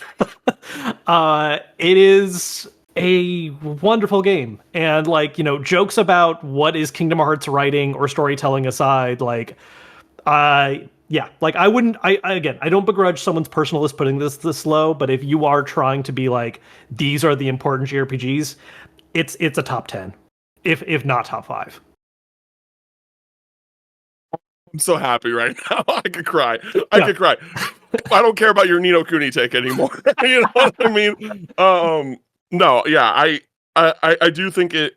You know, if I'm removing my bias aside, like, I think that there are games that like will just always be ahead of it, just due to like historical relevancy and like things like that. But like, I think that it is undoubtedly a top 10 JRPG of all time. I think it's in the top 50 best video games of all time, like, period.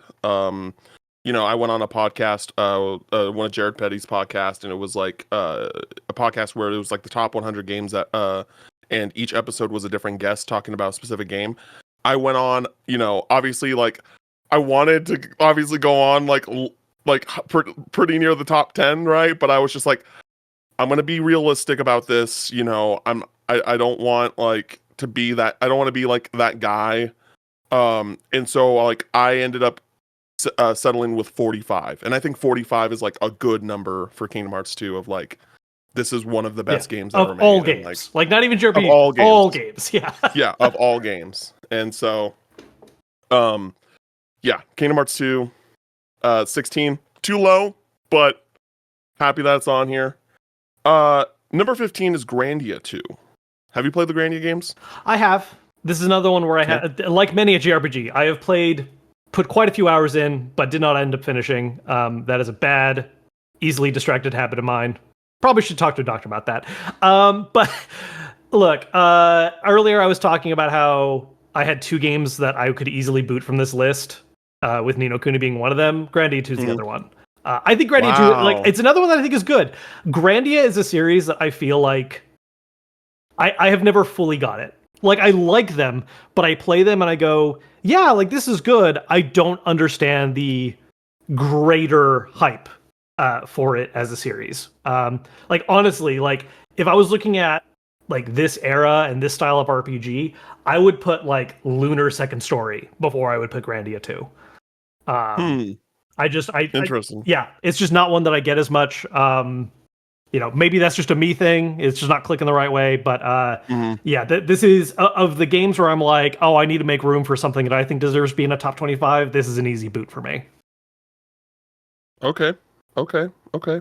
Yeah, I know like there are people that really love this series. And you know, I definitely want to play them eventually.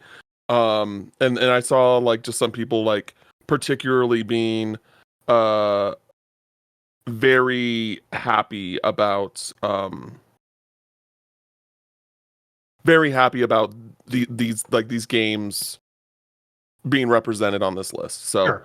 Yeah, cool. and that's always the debate with top 25s like this, right? There's always going to be, it's just hard. There's so many options, even with no double dipping. Yeah. 14. The worst pick on this list. Worst pick on this list. Not for the series, but for the specific game, yes. Yes. Like a Dragon Infinite Wealth. Absurd pick. Absurd. Completely. Like, Yes. because even if we're talking about just like, I mean, I think we're both on the same page that like if we're talking about Yakuza, like not any of the spin-offs like Judgment or anything, Yakuza as a whole, Like a Dragon is the best Yakuza game. For me, it's like that between that and Kiwami 2, but like I probably lean it more to Like a Dragon. Um and the fact that Infinite Wealth is the one that's on the list here, it's like I don't know how this conversation went. Yeah. Who do I blame? And I know people, I know people that were in that part of that conversation that like was not like felt very similar to me with Infinite Wealth. And we want to be clear. Infinite Wealth overall, good game. Yeah. Like solid 8 out of 10 game.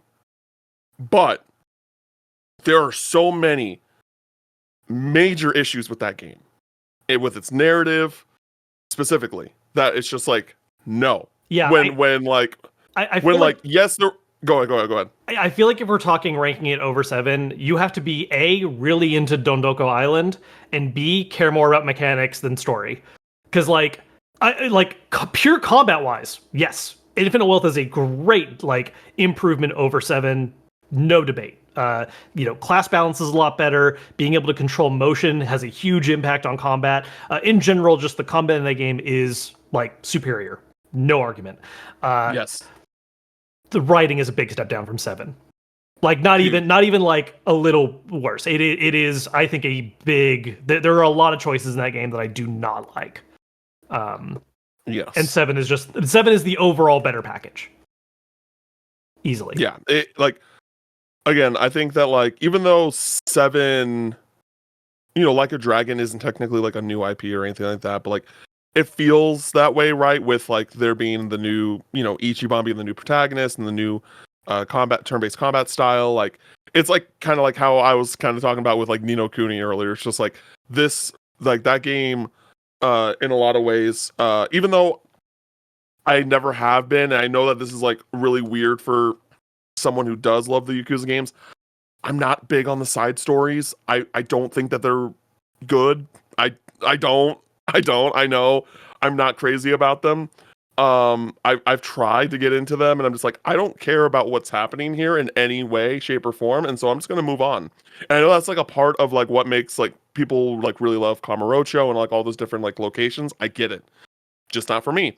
But even then, like I think that like outside of that, Like a Dragon is like one of the best JRPGs I've played in the past 10 years. And like uh and so like and my dislikes of or like my non-interests of that game were completely optional things that I didn't need to do.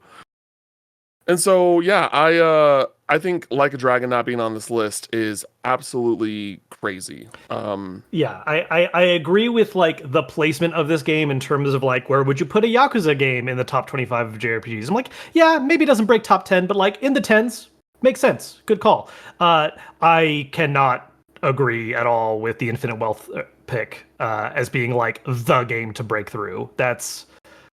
Yeah.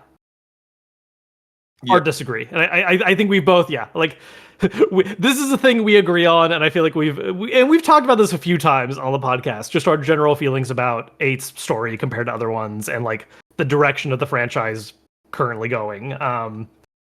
Yeah. Yep. Weird pick. 13 is Xenogears. Beautiful.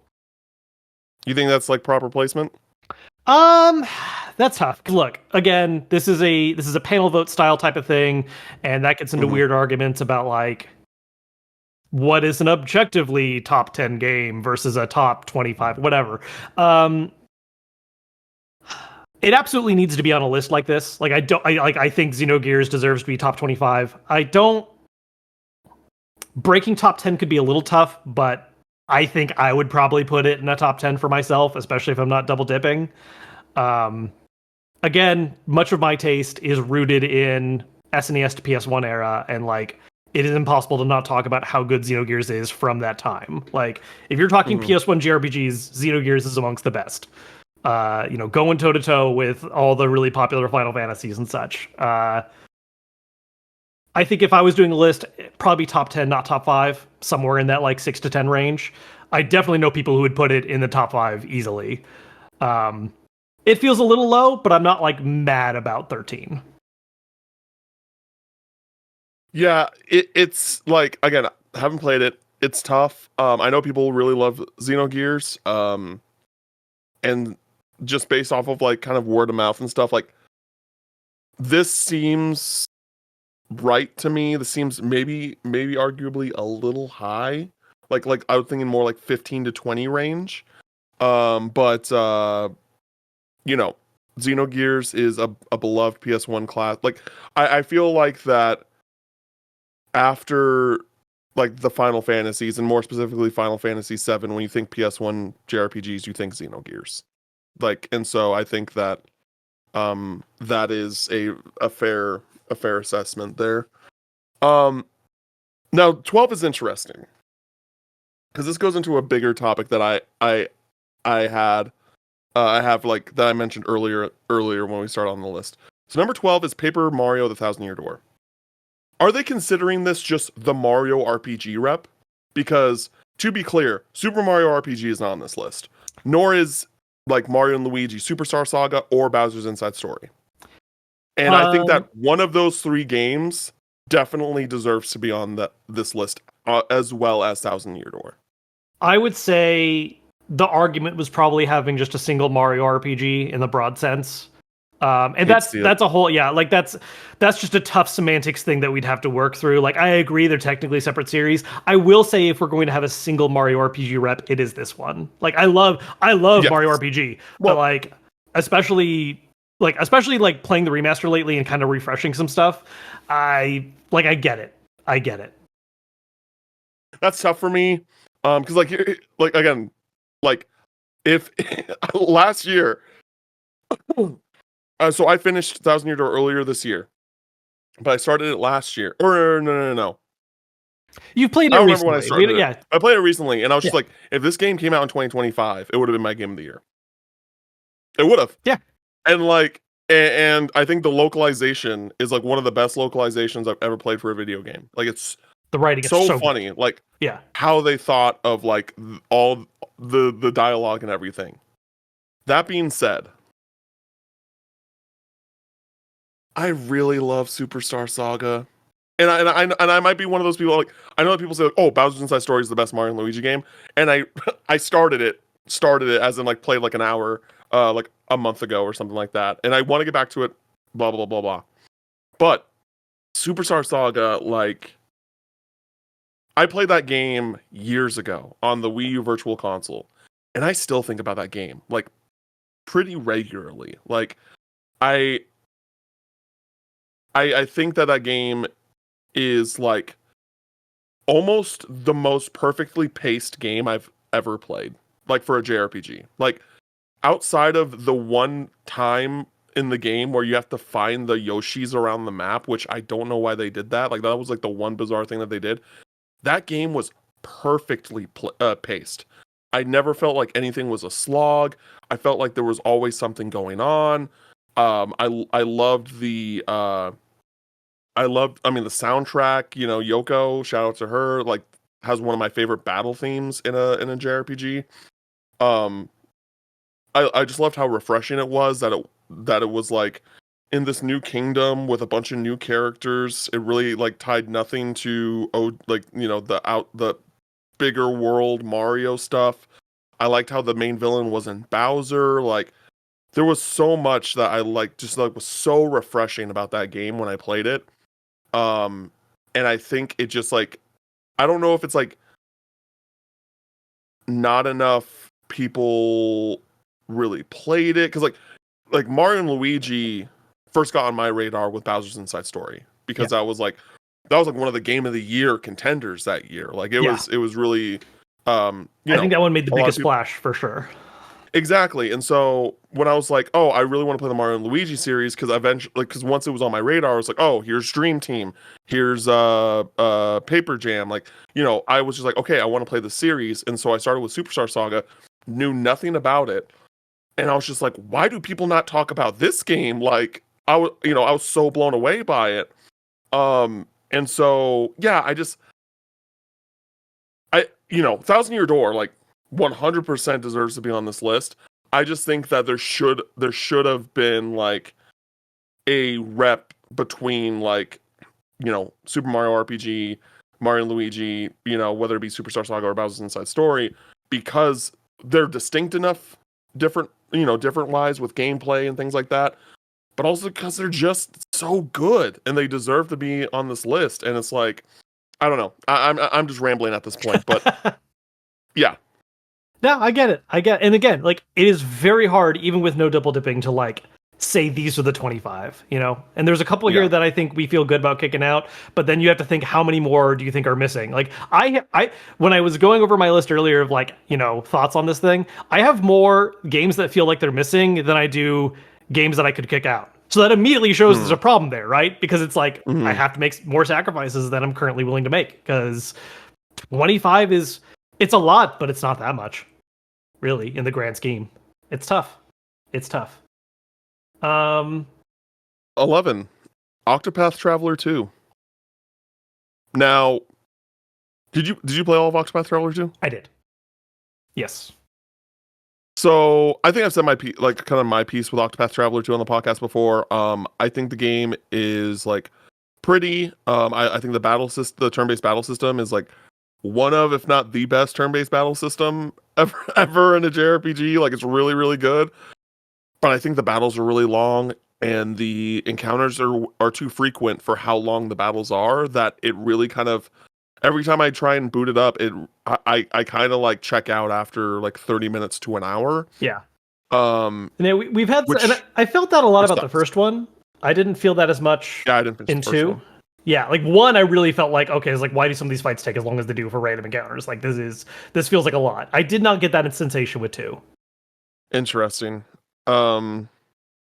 Yeah, I don't know. That's how I've felt about Octopath Traveler 2. But like, I've heard that like once that game gets going and you get to those like the characters' respective stories, it's like it's a really damn good game. But I don't know if 11. I think 11 is high. Yeah. I have not been convinced by. I guess the best way to explain is like, I have not been convinced by people that have played Octopath Traveler 2 that it deserves an 11 spot. I would agree. I like Octopath Traveler 2 a lot, and if I was going to have like a single Asano rep, it would be that. Like, I would pick that over the Bravely Default games, as much as I love the 3DS ones, because there are also choices those games make that are headaches. I agree, though. I think 11's too high. I'm not opposed to it being in a top 25, but I feel like it's probably in the 20s. If I were to place one, like, I would put this where Bravely Default 2 is, and then like we would leave it at that for like Asano rep on here. 11 feels very high for it. Maybe that's recency bias. Maybe that's just how much it clicked for the people that were talking about it here. But yeah, I as much as I do like that game, this high up in JRPGs of all time feels like a lot of gas being given to it that it doesn't fully earn. Yeah, it feels a bit recency biasy, but there's one game later on in this list that is much more offensive in that sense. So we'll actually a couple. There's actually a few here where I'm just there's like, a couple this that is are recency. Yeah, this is recency bias. I'm sorry. There's a couple. Like, yeah. So Anyways, anyway, getting to our top 10, we got to move a little bit here. Yeah, number 10, The Legend of Heroes: Trails in the Sky. They did this for me. I know that Michael Hyam, you did this for me, boy, and I appreciate you. Yeah, I think that I definitely think so here's what I'll say. I saw people being like, "Oh, like really happy to see Legend of Heroes on here. Trails in the Sky should not be the rep." I think you're wrong. I think it absolutely should be the rep because of what that series is. Like, you can't put like, my favorite entry is Trails in the Sky second chapter. I can't put Trails in the Sky second chapter on a list like this because, like, yeah, this game is like peak, but you have to play the previous game. Like, you have to know these things going into this game, or it's not going to hit like the way it is. It is not a sequel. It is a part 2, and so it doesn't make sense to do that. for me, and like Trails in the Sky is the game that starts it all. It's also still, in my opinion, one of the best Trails games in general. It's my second favorite in the series. And so like it makes sense to me that this is the one to pick because it is the thing that starts it all. It is the intro. It does all the things that it needs to do to get people invested in this franchise. While like again, a game that I really like that I think is like a near masterpiece, if not a masterpiece, Trails to Azure.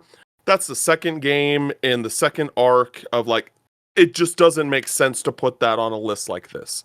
Whether it be a one rep per franchise or a list in general. Like it's hard to. This is such a specific situation where I think you have to recognize it with the first game in the series. I have nothing to add because, as we've established, I need to get on this series. I will say, from like an outsider perspective and people talking about it, I don't know enough about the debate of like putting first versus second chapter, because I'm the kind of person where I'm like, well, if I'm just trying to pick the best one, yes, I understand arguing that you should play the first one first, but like I'm making a list of the best. So like I feel like I could see an argument for picking second over first if that's like the main debate. I don't know about later games if people are trying to champion another one. As far as this just being on the list and being in the top 10, sure. I've heard nothing but amazing things. Everything I know about the series, I just don't have a horse in this race, having not played it firsthand, where I've heard enough praise where I can believe it. Like, cool. Sure. Number 9, the best remake of all time, Pokemon Heart Gold Soul Silver. Okay, it is Heart Gold Soul Silver. I had a list I was referencing earlier that had it as just regular Gold and Silver, and I was like, that was a weird choice. Cool. All right, yeah, Heart Gold Soul Silver, 100%. Best Pokemon game. I had no notes. I would argue that it should be higher. I think this is the top 5 JRPG. Yeah, but that's also because it's a remake of my second favorite game of all time. Yeah, so I don't know if I would put it top 5. I think top 10 absolutely though. Like I'm cool with this placement. Okay. I think this is the one I have the least notes on, where I'm like, good game pick, good placement, sounds great. Yep. Number 8 is Suikoden 2. Yes. This is top 10? Top 10, yeah. Okay. Yeah. Number 7. Go. Okay. No, I have nothing to say. So yeah, I'll say it's possibly a top 5 for me, but like I feel like in a greater list, I feel like that's crazy talk for some people. I think top 10, absolutely. Excellent game, especially having it like more fresh in my mind. Like I always really liked Suikoden 2 and remember being like, yeah, this game is amazing. And having played the remaster recently, I'm like, damn, I really like this game. Like that's right. This game, that shit goes hard in parts. Like one of the best boss sequences. That's not even the final boss of the game. Like the game has this kind of. I know what you're talking about. Oh, it's so good. It's so goddamn good. Yeah, excellent stuff. I can understand why it might not necessarily work for certain people, because there are some choices it makes that are kind of weird for the genre, like having that many party members to choose from and how many of them are actually directly relevant to the story, like percentage wise. But it's good shit. I think there's just a lot of stuff that game does great. It's easily the pick for like best Suikoden game. And I think it's a top 10er for sure. Okay. This is interesting. Next one's interesting. 7 is Earthbound. Here's what I'll say. We both took a deep breath. Here's what I'll say about Earthbound. I think it is a fantastic game. I still think it is very much kind of like it's kind of its own thing in a way where like I would not put it in a top, like if I was trying to be objective, I would not put it in a top 10 personally. I think it definitely deserves to be in the top 25, but I just think that like it's funny. I'm kind of the opposite. Where I know. I know. Like because like I also don't like. I think if I did a personal list, it would not be top 10.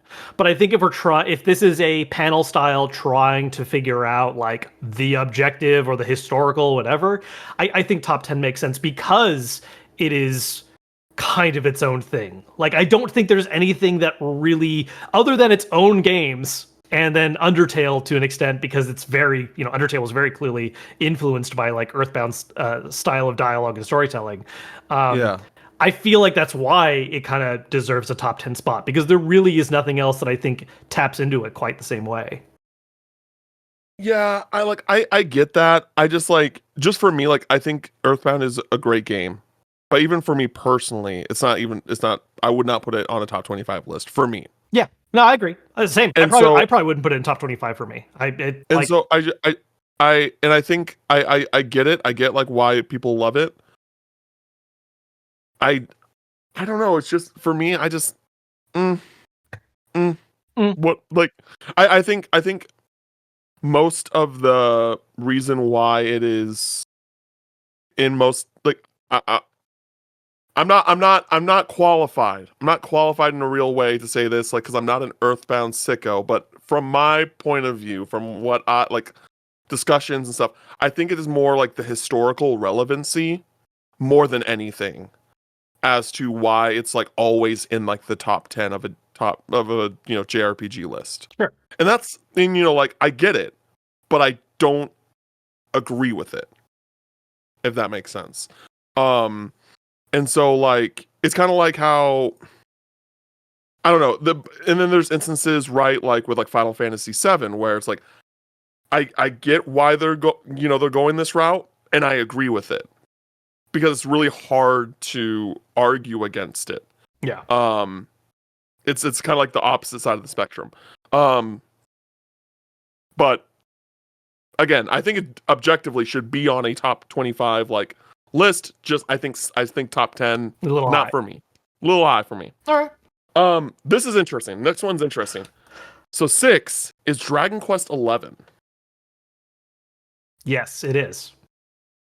And you think that's right? So on my list of grievances and likes about this list, this was one that popped up. Not as egregious as Infinite Wealth, but it's a similar situation where I'm like, yeah, Dragon Quest. I think being in a top 10 makes sense. I think Dragon Quest earns a slot there. I don't agree with 11. I think 11's great. I like 11. But if we're talking best Dragon Quest, it's not that one. I think 5 or 8 have a much stronger argument than 11 does. And maybe that's recency bias. Maybe that's just because that one I think cast a wider net and more people have played that one versus older ones. And it is great. Again, if I was doing if I was ranking Dragon Quest games, it's still up there, right? It's in a top 5. It's undoubtedly top 5. Yeah. But I would not have it be the number 1 pick for Dragon Quest. That's my main pushback on that one. I mean, again, I've taken a pause on Dragon Quest 5. And I haven't played Dragon Quest 8. And again, we've had this conversation that 3, 5, 8, and 11 are pretty argue yeah. Consensually is the top 4 of Dragon Quest games. Yeah. And you get 4 in there in the 5 place. You get 4 in there. I know some sickos that love 9, but 9's very different. That's definitely a 9 is a pick that makes sense, I think, where you're not voting it based on Dragon Quest, you're just voting it on its own thing. But 9 is very different. Yeah. That for me, it would be Dragon Quest 3. I think Dragon Quest 3, even I could this is a one of per franchise list. Because right now I'm currently at a place where I totally get why people love 5 the way they love it. It is a very unique, it is a very one-off thing. In story, I get it. There are certain issues I have with the gameplay. But I get it. I still like 3 more, and I think that 3 is just even before the remake, I think what it does, the adventure you go on, all these really cool moments, and how it just kind of laid the blueprint for a lot of for many JRPGs moving forward. It's hard for me to argue 3 not being the rep for that. Again, I have not played 8 yet. My opinion, and I haven't played 11 in a real way. So my opinion could change, but 3 just feels so foundational in a way that it's hard to argue not having that be the rep. Right. So and admittedly, I don't remember what they said about 11 and why they chose 11, but I also know people really do like 11, and maybe it is hey, this is the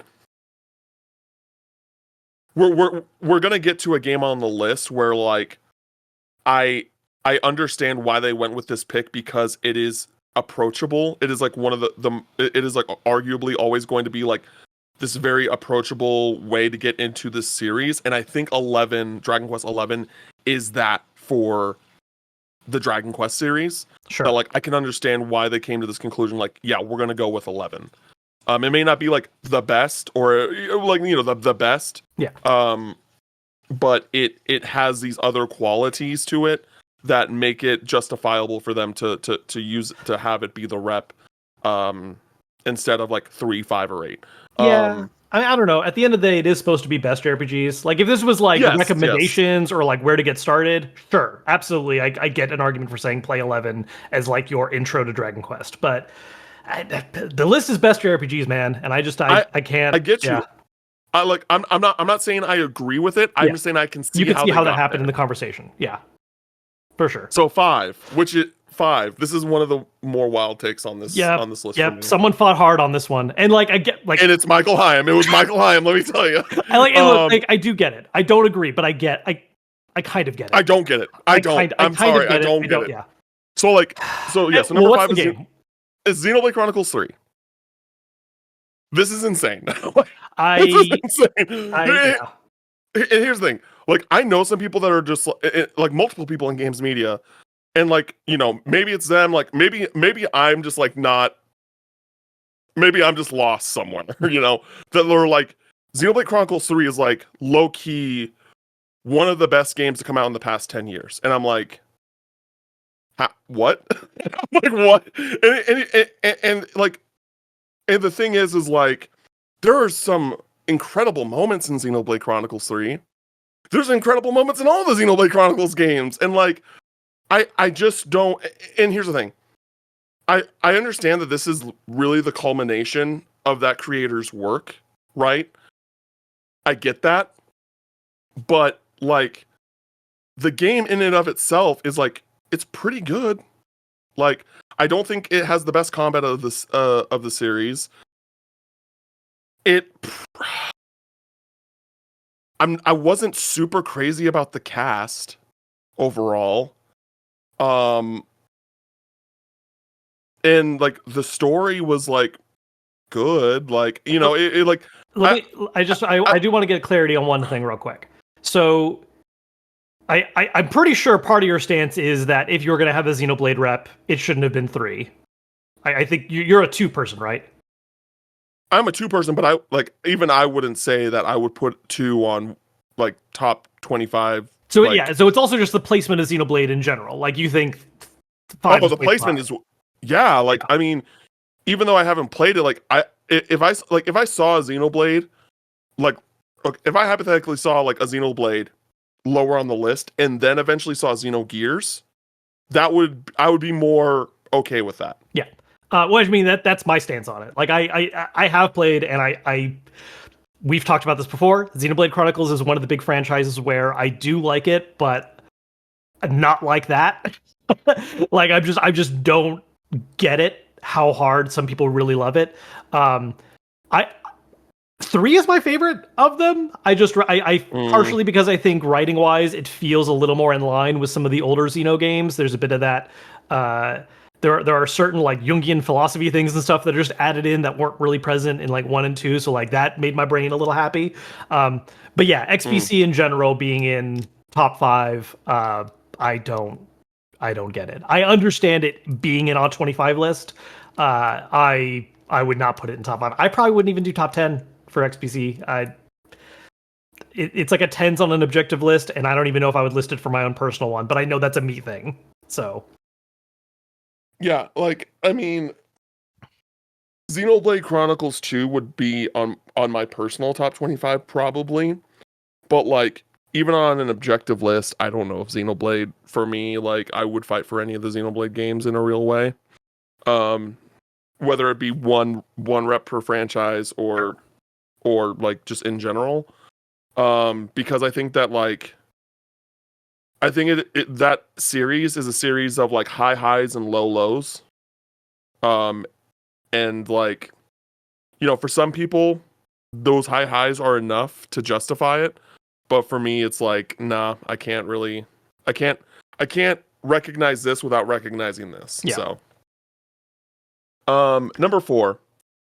This crazy. It's crazy. I was waiting This to is get to crazy. this one. This is my game of the year last year, and this is crazy. Like, so number 4 is Metaphor ReFantazio.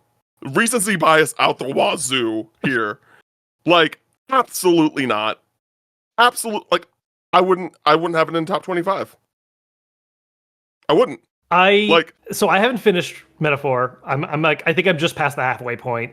And so my feeling on this, coming from a slightly not in the full know, because I'm sure there's some stuff storyline wise that might affect my opinion with like the closing bits.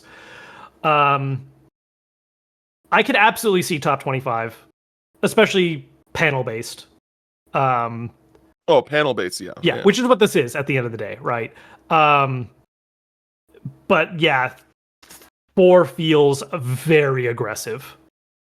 Very aggressive. Like I don't know, folks. I don't know. Yeah, I don't remember where you're at in the game, but like there's a certain point in the game where like the story really picks up speed and it's kind of like you're on rails to the end. Yeah. Not in a real way, but like you still have side quests and stuff, but like it's kind of like I want to keep going. I want to keep going until I finish this game. There's still a lot of game left after that, but like there's like definitely a flip switch there. And then like I think that there's certain narrative choices that are weakened like the kind of message that game tries to like say for me. And I don't think like I just don't think Metaphor is as good as the Personas. I just don't. I think the game is still great. It was my game of the year. I think it should have won game of the year at like, the Game Awards, and like IGN gave it game of the year, thankfully, and I think GameSpot did too. Like I think it was definitely the game of the year of last year, but like it's not a masterpiece in my eyes. Like it's very, very good. It's it's fantastic, but it's just not not number 4. It's just not. And it's again, I would argue it's not even a top 25. Like it's a very interesting choice. And also, now that I'm thinking about looking at this, if they're able to put Metaphor and then a future game that we're going to talk about on this list, they could have done another Mario RPG. They could have done that. That's bullshit. Yeah, it is effectively. Well, I mean, yeah, because we have an SMT. We'll get to a Persona. And yeah, we got 3 Atlas reps. We can have. Yeah, fuck that. Anyway, so yeah, Metaphor is at 4. Very feels recency bias. Sure. Does not. This does not sit well with me at all. Yeah. Number 3 is Final Fantasy X. How are we feeling about this, Kev? I respect it. I don't fully agree. It's not what I would have done, but like again, panel. But like, I'm glad it's 10 and not like 7. Honestly, like I no double dipping, and again, no argument in terms of historical importance for 7. But I don't think 7's the best Final Fantasy. It's not even a top 3 for me. And while 10 is not my top pick, it's usually in my top 3 or top 5 for Final Fantasy games. Yeah, I respect the choice. Not what I would have gone with. I probably would have put like 9, personally. Or as far as like objective wise, I feel like 6 is probably the one most people would go with usually. But 10 is a choice that I'm just like, yeah, cool, neat. I respect it. Yeah, I really need to replay 10. It's kind of a similar situation with you with some of these games we talked about, where it's like, yeah, I played this a long time ago and I don't remember a whole lot. Yeah, I really need to play 10, especially with the Final Fantasy set, and people like are just. I think to give some arguments for why I like 10 as much as I do, and why I think someone picking it as their favorite is something that, while again it's not my choice, I respect the pick. I think Final Fantasy X does one of the best jobs in the franchise of making the whole party feel relevant. while also just being an awesome game. Because like that's something 13 does. I think it's praiseworthy. Is that 13 like every party member is important, like from the get go. 10, the whole party feels important in a way. They all have reasons for joining the party and sticking around and have plot arc moments. There's no character that joins. You're just like, cool, Amarant's here because we needed a monk. uh like that, I think 10 does a great job of that, and also because it was the game that introduced the ability of like swapping party members in and out, and so everyone had their specialty minus Kamari, but like it gave a fun way of like engaging and using the whole party in combat. I think a lot of the story and stuff in there was great. Perfectly honest, Tidus, not one of my favorite protagonists. I definitely wouldn't put him in like one of my favorites, but the way the rest of the cast balances it out, love it. Yeah, Sphere Grid, great system. Blitzball, a bit more hit and miss depending on what you're into. But yeah, I think 10 is a fantastic game. If I'm doing main lines only, it's probably a top 3. It's a top 5 if I'm doing like Final Fantasy at large. Yeah, I respect it. Cool. Number 2. This is another one where, yeah. Persona 5 Royal. Go first. I need to sit with this for a bit. Do we both need to sit with this for a bit? So it's one of those things where, and I know Michael Hyam pushed hard for this. Like this is arguably his favorite game of all time. And like the way he talks to me about this game is that like Persona 3 is his like favorite Persona, but 5 is he thinks is the best. And what I'll say about, and honestly, I think that this is just an issue with all Persona games, or at least like, the main 3 is that like, I think Persona games, and I'd probably, I don't want to say 5 is the worst victim of this. I think it's just all pretty equal across the board. It's like, I think that 5 like takes a long time to truly get going, when it comes to like main plot stuff and like just like the having access to everything on your day-to-day like schedule. And it's not until like Futaba's Palace where like things really like get the ball rolling and like things really start getting into gear, which is like 30 out, like which is like 30 to 40 hours into the game. And and that's that can be frustrating. I do want to say though that like, and ultimately like, it's tough because I love 5. I think all of the Personas are masterpieces. I think they're all phenomenal games. They would all be in my top 25 if I didn't have to limit it to a certain one per series. I just think that I'm not crazy about the palaces. I think some I actually like kind of preferred the procedurally generated dungeons of 3 and 4. 4 more so. Which I know is not a popular opinion, but right. it is mine. And I think that like with some of the I liked the bank, I liked the casino. Unpopular opinion, outside of the boss, I really liked the Akumura's ship. I liked that dungeon quite a bit. The rest are all like not super interesting to me. And I don't like how they're I actually don't really like how they're all like kind of linear, where you have to like go certain routes and stuff like that. And I get that they're going for this Phantom Thief thing, and like that this is all the premise of the game. It's not like that it's there's nothing backing up this idea behind the game design, but I'm not crazy about it. But I do want to say that like I do think that Dr. Maruki is one of the best video game antagonists in a long time. Not just in JRPGs, I'm talking about in all of video games. Like I really really loved that character and like the kind of like premise and logic of his motivations. And I just but ultimately like I just think that like 3 and 4 are just like stronger games overall, and I just think that The cast of those games are more interesting overall. That for me, I just don't think 5 Royal is the rep for me for Persona. Before I give my take on it, which I agree with a lot of what you're saying, so I don't really need to expand too much. But how do you also feel about just the general placement of 2? Yeah, I think 2 is too high. Yeah. I think it's a top 10, but I think a Persona is a top 10, but I don't think it should be 2. I wouldn't be mad at like, and again, this isn't talking from a personal list, but from an objective one. I wouldn't be mad with like 5 if you're going to do top 5. Like if it's the one that just gets in.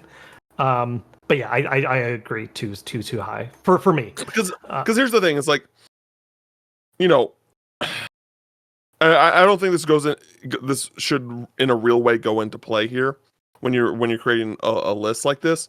But like, you know, so just for context, number 1 is Chrono Trigger, right? And it's always going to be number 1. But like, it is the representative of that retro era. And like, if you were to be like, oh, you know, our number 2 game needs to be a modern era, like PS4 forward type era JRPG, then yeah, Persona 5 Royal is probably that pick. Yeah. Like it probably is. It's the future versus the now kind of thing, or the past, the present. Yeah. The only thing that I think that I would put ahead of it, but you know, in a scenario where like I can choose multiple of a same franchise, is 7 Remake. Yeah. But like outside of that, like I think those 2 are the undisputed best JRPGs of like the past few generations. Yeah. And so like but I just think that Persona 3 and Persona 4 I like those games more. Yeah. I think part of my thing with this is that like if 3 Reload didn't exist, I would understand 5 Royal more. And like look, this goes back to the whole historical importance versus what is actually a better game. No denying 5 is why the series is where it is now. Like 3 and 4 helped grow the audience a bit at the time, like more so than the PS1 games did, and like establish that whole like daily life aspect that really became popular with them. I say this as someone who kept up with them as they were releasing at that time, but like I know 5 is why the series is as popular as it is now. Like there's just no that's not a debate. Yeah. But if we are talking about just quality in and of themselves, while 5 did a lot of things that were very important to establish the fame it has now, with you know how good the UI experience is, how snappy the combat feels, you know, a lot of mechanical upgrades it made are important. It's the worst story out of the 3, in my opinion, and it's not even close. And so 3 Reload being, I think, the best writing of the set, and now having the polish that 5 introduced. Like, I can get people not liking certain things. I understand the hate for randomized dungeons, even if I don't share it. But I agree with you. Like, I don't think, like, while it's cool that 5 dungeons are pre-designed, I don't think they're interesting dungeons. They look nice because there's uniqueness in them instead of just hallways, but, like, they're not particularly interestingly designed for the most part. I think the craziest it gets is like the little mouse minigame thing, and I didn't really enjoy that. Oh, terrible! Yeah, I it's hated that. Like no. your cool, like your most unique idea is also something I just didn't actually like. So yeah, great. No. Yeah, I feel like Persona, a Persona pick in general, I think is top 10, maybe number 5. And it's not 5 Royal to me. I get why it happened. Like, I understand. I don't agree. Yeah. Yep. Number 1, Chrono Trigger. All is right. Who would have thought? All is right in heaven. You know, God is on his throne. It's what I just feel like I understand when people put together lists where it's not number 1, but especially when it's a panel situation and you're trying to do, you know, the games. It's Chrono Trigger. You can think it's not worthy of the title. You can not like it yourself, but it's one of those things where it's Chrono Trigger. Yeah, no, I am one of those people. I do not think that Chrono Trigger should be number 1, but like it is going to be. Yeah. Like it just is going to be. Yeah. Death, Taxes, and Chrono Trigger is number 1 JRPG of all time. That's just how those are the absolutes. Yeah, and don't get me wrong. it's frustrating. Like I'm just like, oh my god, Chrono Trigger. But like it's one of those things where it just is. It just is. Yeah. It's like it is it was the like and I think that the only other game really that could rival it and the like the only and admittedly I would say that it would be like the only reason it rivals it is for similar reasons is Final Fantasy VI. And the reason why I think that is because they were like the two like first really like They are foundational the, to what the genre is today. Like they well yeah, but like even earlier before that you could say it was, Dragon Quest 3. sure, But or like Final Fantasy 4, which like or introduced it. yeah, but like I think that Chrono Trigger and Final Fantasy VI brought this level of cinematics to JRPGs that like at you go to those games at any point like ever for history and it's always going to like be like this is incredible that they were able to do this at this point in time. Yeah. And so like that historical element that goes into Chrono Trigger and like again like arguably Final Fantasy VI is like they're like you can't that is just such an objective truth and reality that you can't argue against it. Yeah. You can't there's no argument. It's like yeah, these games did this first, right? Like so it doesn't matter I really don't like and that's the thing is like I don't like that argument of like oh this game did it first Sure. so it is objectively better. Yeah, which is not I my do argument not for Chrono Trigger. I just think Chrono Trigger is no not no no no but- and like here's the thing like I think that like Chrono Trigger is like still a fantastic game. Yeah.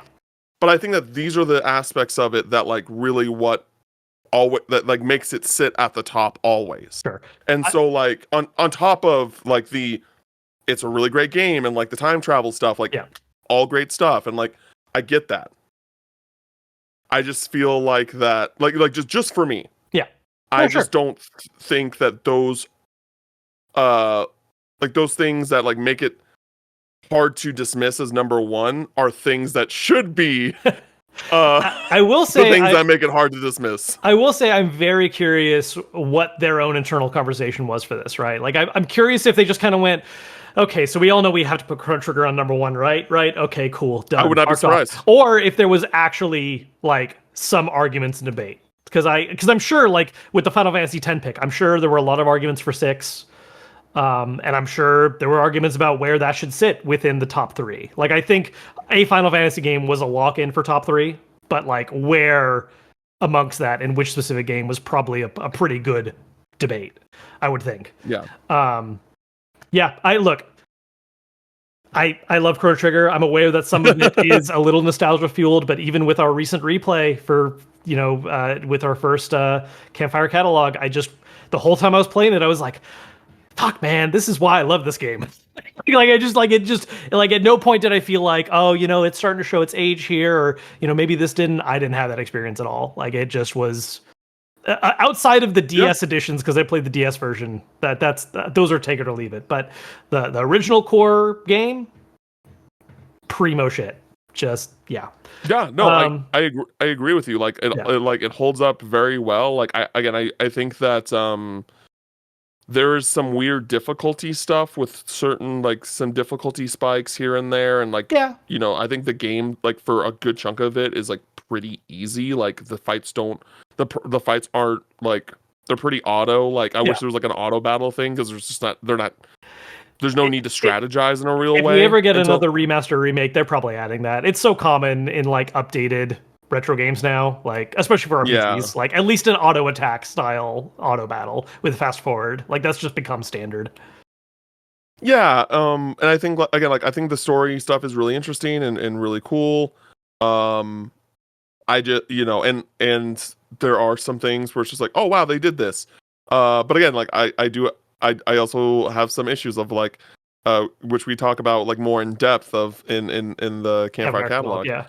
That like I don't think Chrono is a particularly good silent protagonist, and he kind of there's there's a level of a identity crisis there for me with him, and but again, I really like the party. Um, Overall, one of the better JRPG parties for sure. Luca's there outside of the, Luca's there. Um, and Yeah, so I've, yeah, I've had the talk with a few people. Let's get into the weeds. We covered some of this in the Campfire catalog, which is a great yeah. reason to sub to that Patreon tier if you Subscribe. want to. Yeah, Yeah. $15 tier where Uh, we talk about Chrono Trigger for like yeah. what, 2.5 hours, 3 hours. It was a while. I don't. Because this is definitely one of our longer episodes for a good reason. I don't want to drag us out too much longer, but I do want to move past Chrono Trigger for a moment, Sure. just so we can talk a little bit about what's missing, in our opinion. Yeah. Like, because there are Okay. absolutely a lot of games where I think there's great arguments for. Again, 25, even with no double dipping, hard to narrow Yes. down. We've talked about what we'd like to kick off for certain things, but what are those things that we feel are missing? Yeah. So- Again, like I think that a Mario and Luigi game, or a Super Mario RPG, like Super Mario RPG, is the one that actually surprised me not being on here. But I was also just like, man, like I think that Mario and Luigi deserves a shout on this list as well. I think haven't played it, but just like based off word of mouth and like things like that, really shocked Skies of Arcadia isn't on this list. That was one of mine that I was just like, I'm not too surprised in some ways. Like I think it's a specific game in some ways. I do think it shows its age a little bit if you go back and play it now. And so like I think the right people need to be in the room for that to be in the conversation like aggressively. But yeah, that feels like a pretty big missing one in terms of like a strong name in JRPGs. Yeah. There are definitely some like more niche shit that like the real sickos Yeah, are like games that like weren't localized in the West, right? sure. That is much harder to justify when your panel is like of people, Yeah, people on the western side of the world, like yeah, or games Legend that just aren't as big. Yeah. Yeah, like Legend of Heroes 3 The White Witch. I've heard is an absolutely incredible JRPG that like just hasn't gotten localized yet. That's actually like the next project that Geofront is working on that did the Crossbell games for Trails Yeah. out west. So I'm very excited about that. That's like that is a drop everything and play that game when that comes out. There's Bahamut Lagoon, right? Again, like just games that like didn't get the Western localization. Oh, Secret of Mana. Surprised that's not on the list there. Yeah, I'm a big Mana fan, and so that was one that I debated a little bit because I was like, Secret of Mana is great. It's not my pick for Mana series, but it's the pick that I would expect for like if you had to pick a rep. Sure. I understand. Like, it's tough to narrow it down to 25, and that's one that I would love to see make it, but I kind of get why it didn't. A couple others, Valkyrie Profile. Yep, that was a big one for me. Vagrant Story.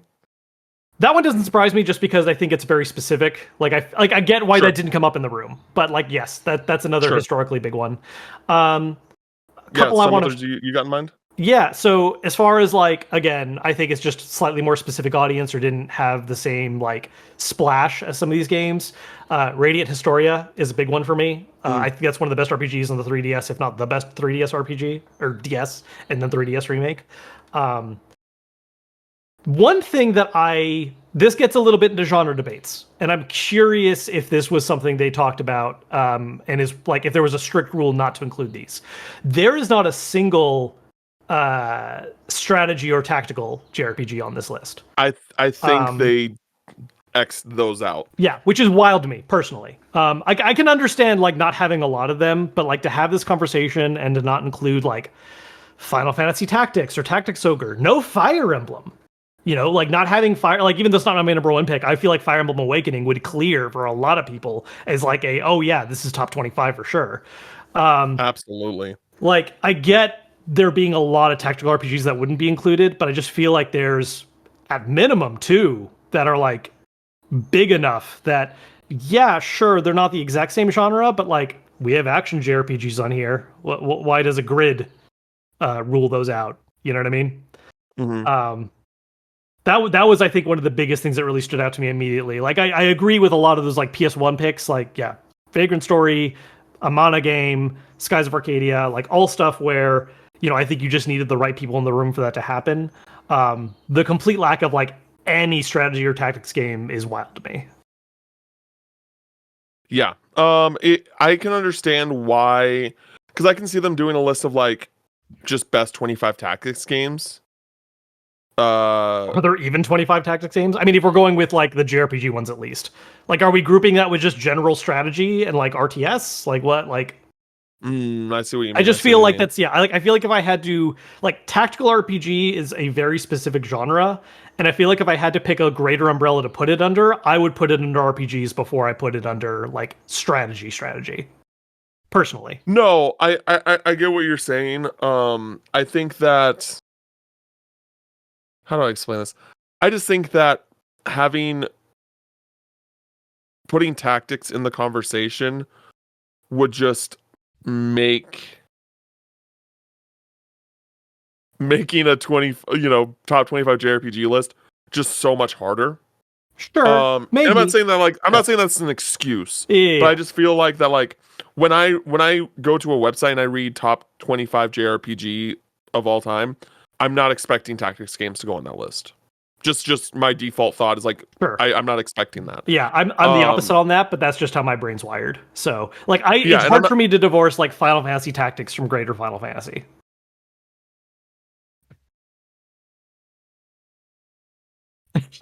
Okay. Yeah. I don't know how to respond to that, but like, okay. Yeah. Like, it's just how brains work, I guess, and like how you want to define genres and things you're into. Yeah, because again, it goes into what we talked about in the very first episode. Is like, what is a JRPG? And like, I do think that like a Japanese tactics game is a JRPG, but it's also, and then there's also this thing of like, hey, like, you know, when I think of JRPGs, I think of like turn-based combat. But sure. you know, but, like it's there's this ongoing kind of like, what does that look like? What does that mean? Sure. You know, because for example, right, like they could have put like Sea of Stars on the list, right? And it's like, but are they doing that like based off JRPGs as like Japanese developers? Sure. Are they doing, you know what I mean? Like there's so many things to like go into all of that I can see it, like all of them make sense, and whether they are included or excluded to me. Right.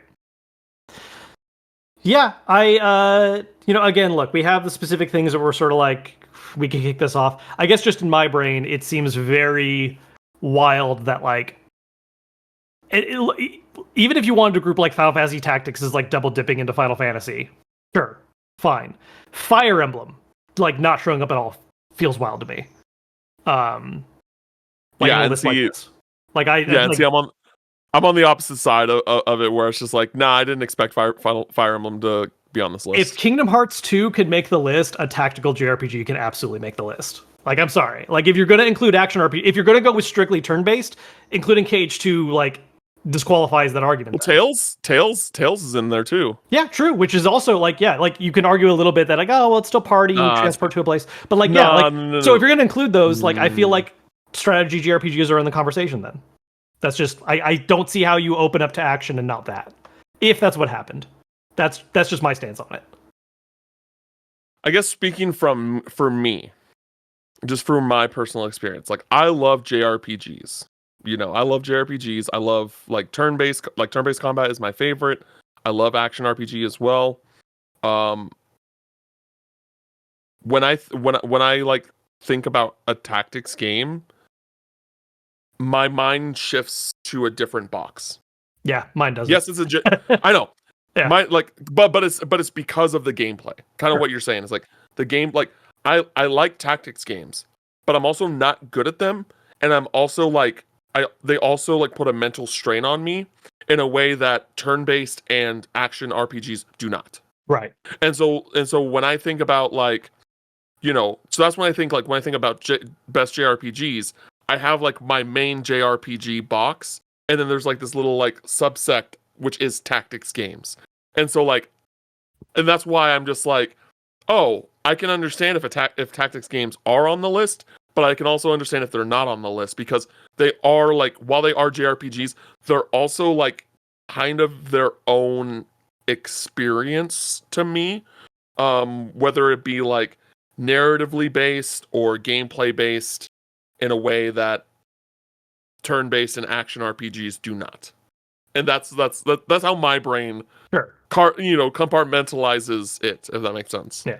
I'm not saying that, again, I'm not saying that you're wrong. Yeah. In fact, you're more right, but it's just like You can see how that happened.